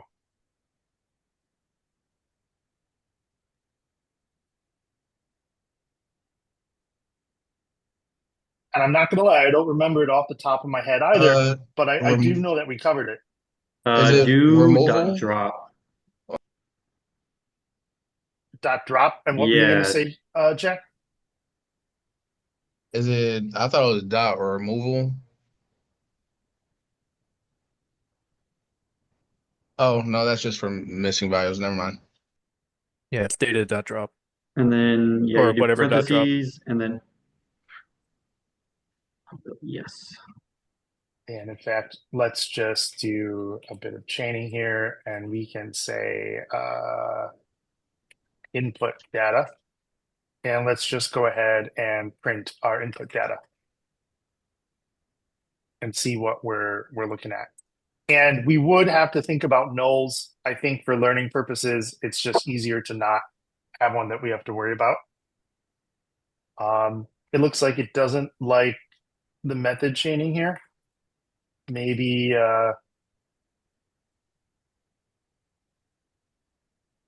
input data equals water data dot iloc 34. Let's see how that does.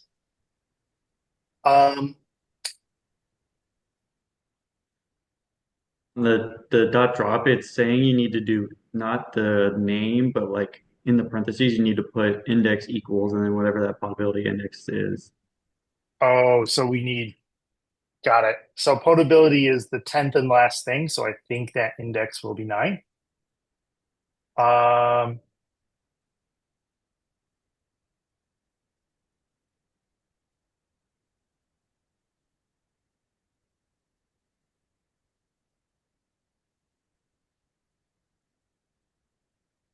Try and now doing I think we're cooking. Okay. Um, and I suspect we can indeed chain these now that I have this right.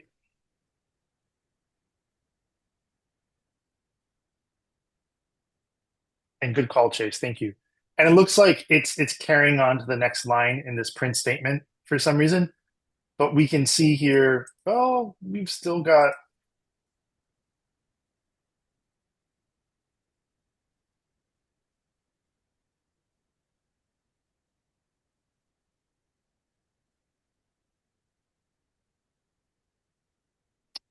on the index or on the thing I'm looking at, it says before the 9 and in the parentheses, you need to put index equals. That's oh, what it's thank you. showing me.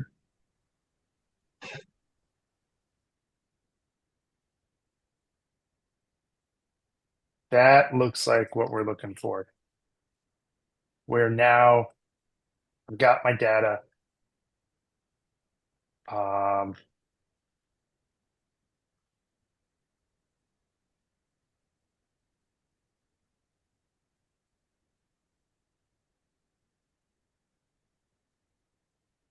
Is it because you're not reassigning water data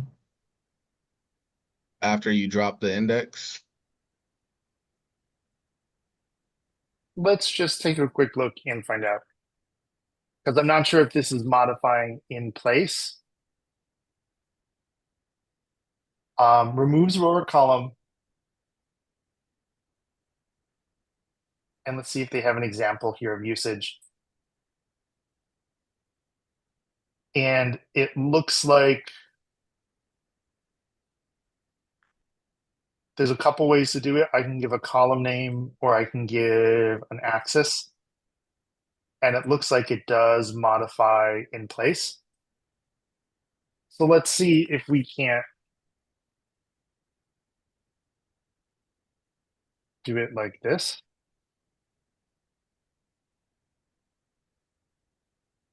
And print just one row just so we don't have as much stuff to look at.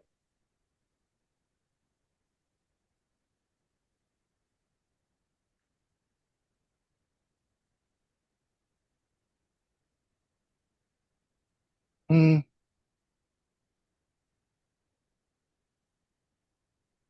I'll be honest, I'm not sure what I'm doing wrong here. Morty dropped something in the chat. I don't know if you want to try that.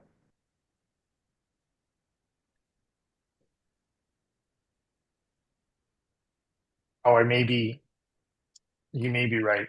Let's try axis equals 1.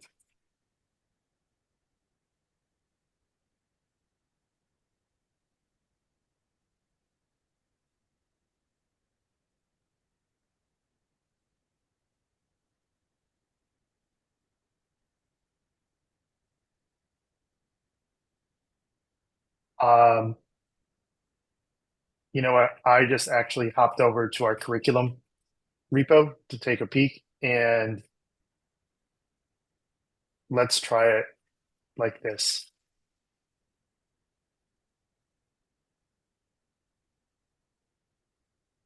There we go. So thank you guys for the help debugging that. There were a couple twists and turns. To be honest, I should have just hopped right to the curriculum repo because we did have it in there. I have to pass the column name, and I believe the axis has to do with maybe like the degree or the dimensionality. And it does indeed return a new value. And then we can do an iLock to just get our one row. So we've now dropped quotability, which is what we want.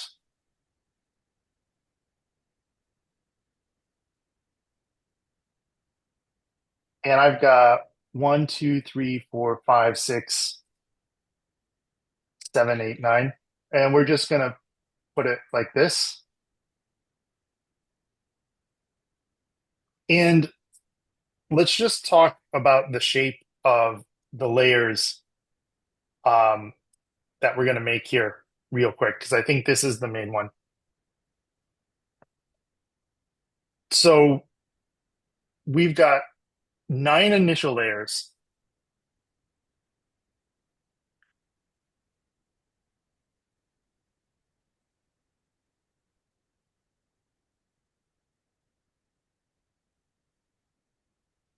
And we've got the input layer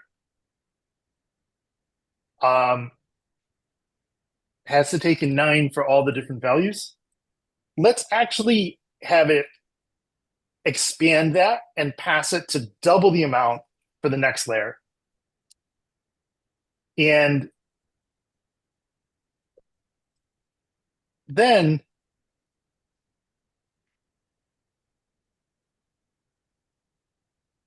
for our first hidden layer, we'll need to take in 18.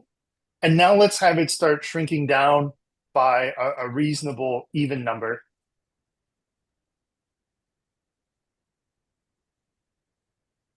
And in practice, we would actually probably want to tweak and experiment with the number of layers. But this is like a reasonable example of what we might do. To be honest, I need to check. I'm not 100% of the impact on the model of it increasing like this. So let me follow up and get back to you all on that one. But I did want to show this with multiple layers.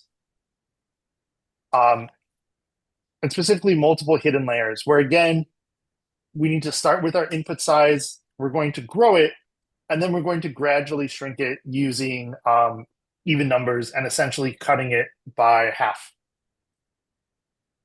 And let's just have this third input layer, drop it down to 1. And then finally, let's have an activation layer that's going to be a sigmoid, which is also going to be just 1. And so if we draw this out,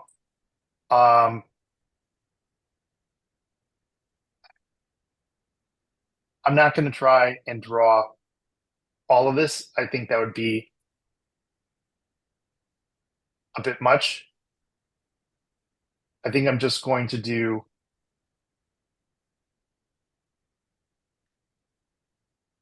(18 to 12). And then we have 12 to 6.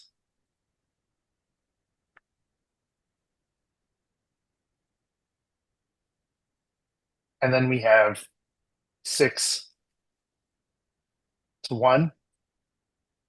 And then we have our sigmoid, right? And so we've got several hidden linear layers. We in fact have 3. And we have our input layer, which is also a linear layer. And I'll just put here 9 to 18. And then we have the sigmoid at the end.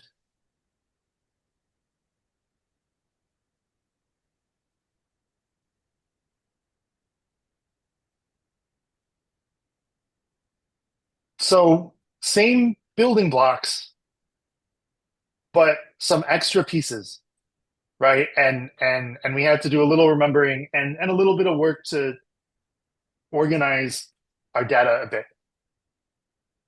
And let's just grab these and pull these up a bit so they're not interfering with the other one. So this is the shape that we want to build. And does someone maybe just want to walk me through building this with a sequence from PyTorch?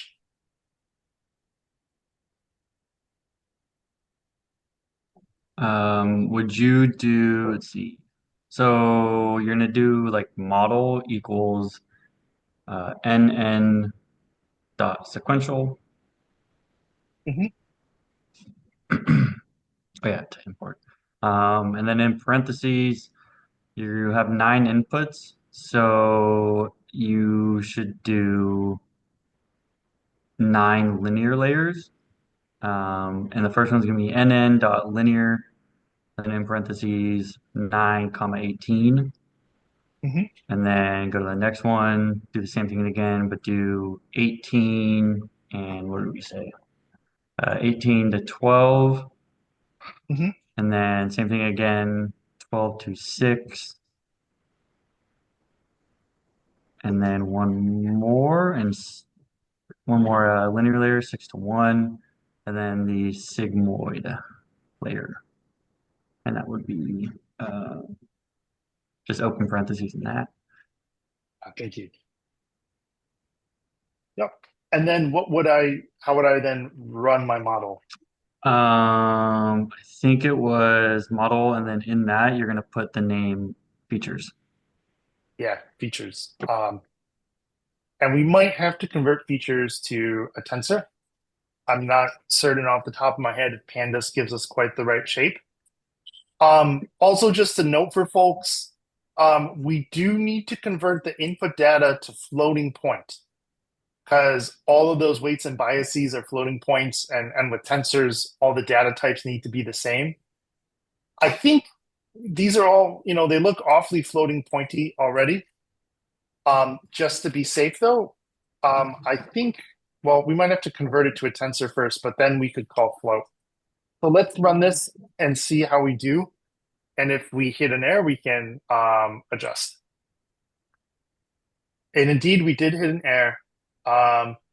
If you scroll down a bit, we see type error, linear argument input must be tensor, not data frame. So I need to do one final step here to convert this features data frame from pandas into a tensor. Anyone remember how to do that?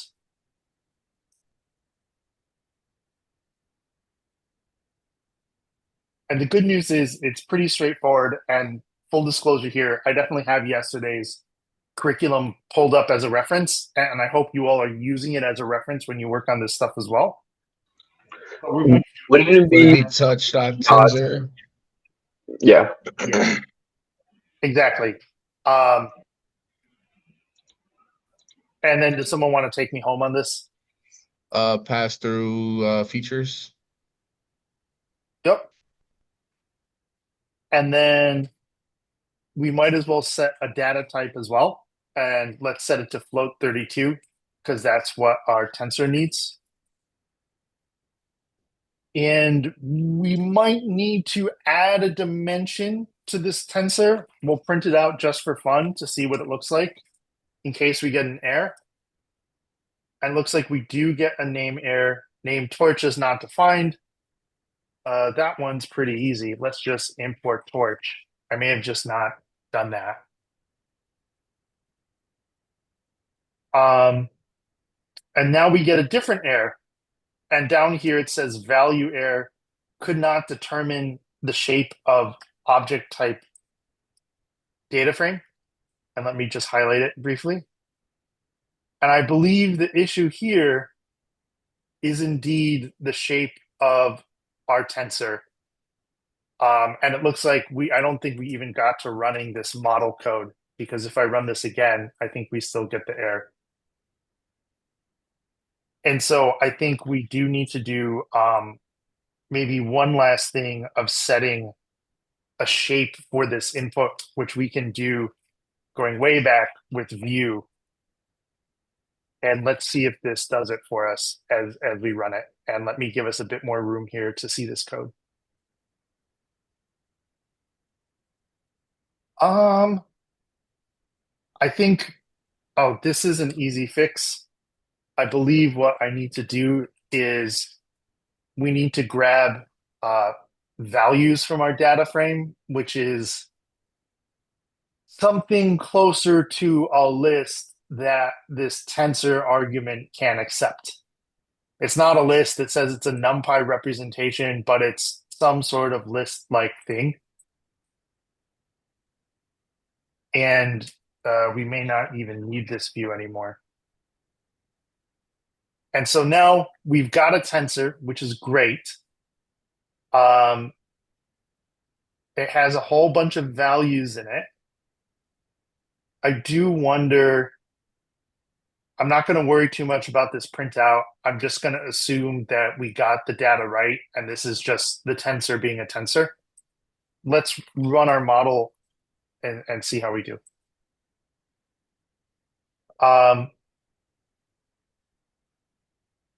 And we do get a type error. And that's, I think, just a typo in my code where I forgot to change this from features to input data.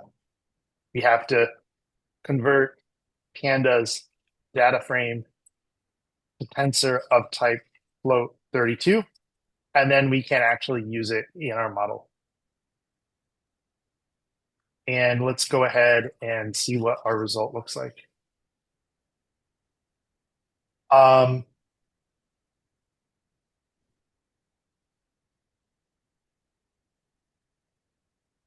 I think, I'm not sure what I think I've made some sort of mistake here, and I'm not sure what, and we are past lunch, so I may just debug this during the break, because I thought this was sort of our home stretch here, because we've built up our layers correctly. We have a sigmoid. We've converted this to a tensor that's accepted in. If I had to guess, there may be an issue with the dimensionality of the tensor, or maybe I I think our will say, features. I think Yeah, when you did the dot view, you still needed just to pass in one more argument. You had the shape row, the shape column, but you didn't have a shape value. you know, I may have to. I realized I also made another mistake. If we go up here, I grab one row when we print it, but features is still all the rows. So what we may be seeing down here is in fact an individual result for a model being run once per each row. So let me, and this just goes to show, because this is the best kind of error to make, because it's an easy fix.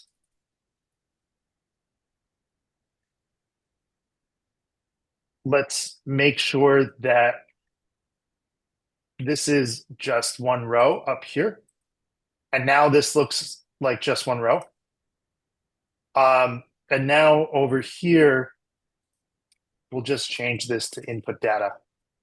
And we'll reset the value of this variable and run this again. And I'm going to comment out. I'm just going to get rid of printing out features because that was my debugging. I'm going to comment that out, and let's run this one more time. Type error must be real number, not built-in function or method.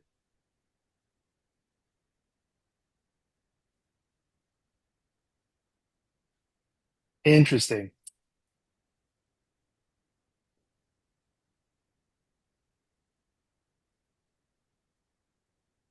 So it looks like the iLock may have already done some tensor conversion. Yeah, so that is honestly a little tricky. So the good news here is every time I run this, I'm seeing a 0 or a 1, which at least gives me a little confidence that the model is built right, even if the values aren't good. And there we get something. Wait, so it returns the value inside a tensor? That's correct. And I think that, but that's what the model's been doing the whole time.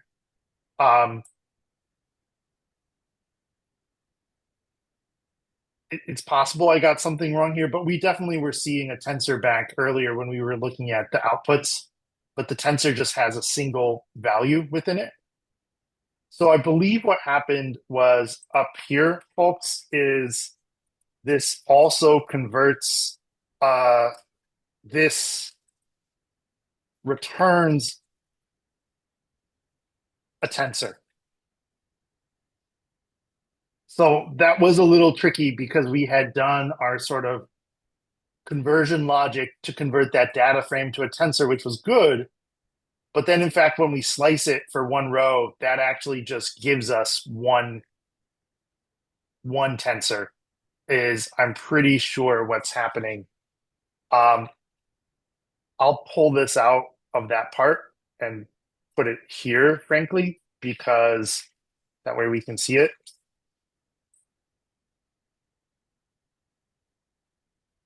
And I'll fiddle with this a bit more in the afternoon, but I actually think this is now what we are expecting to see. And right now, I think the issue is just I tried to get a little too smart and move a little too much around from one Jupyter cell to another, because I think that something is throwing an error here, which probably means this is a good time to break for lunch because, like, once my bug rate starts increasing, that's how I know it's time to pause. Because we've got our input data here.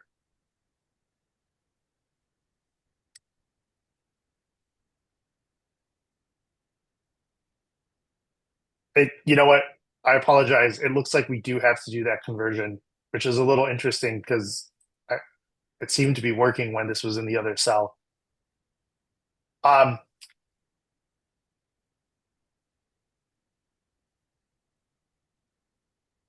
think this is our final form here. I will kind of double check about the logic around what's going on if this is returning a tensor or not, rather than trying to debug it live. But the key thing is we've seen how to use pandas to grab a row so we can kind of build and test out our model. We've built out a more complex model, and we've also converted some data from a pandas data frame into a tensor so that we can feed it into the model. So this is probably a good stopping point, especially as we've ran a bit long. I really appreciate you folks sticking around. I know we ran into lunch. I can stick around for just a minute or two if folks have questions, but let me go ahead and stop the recording and let's break so people who want to can go eat.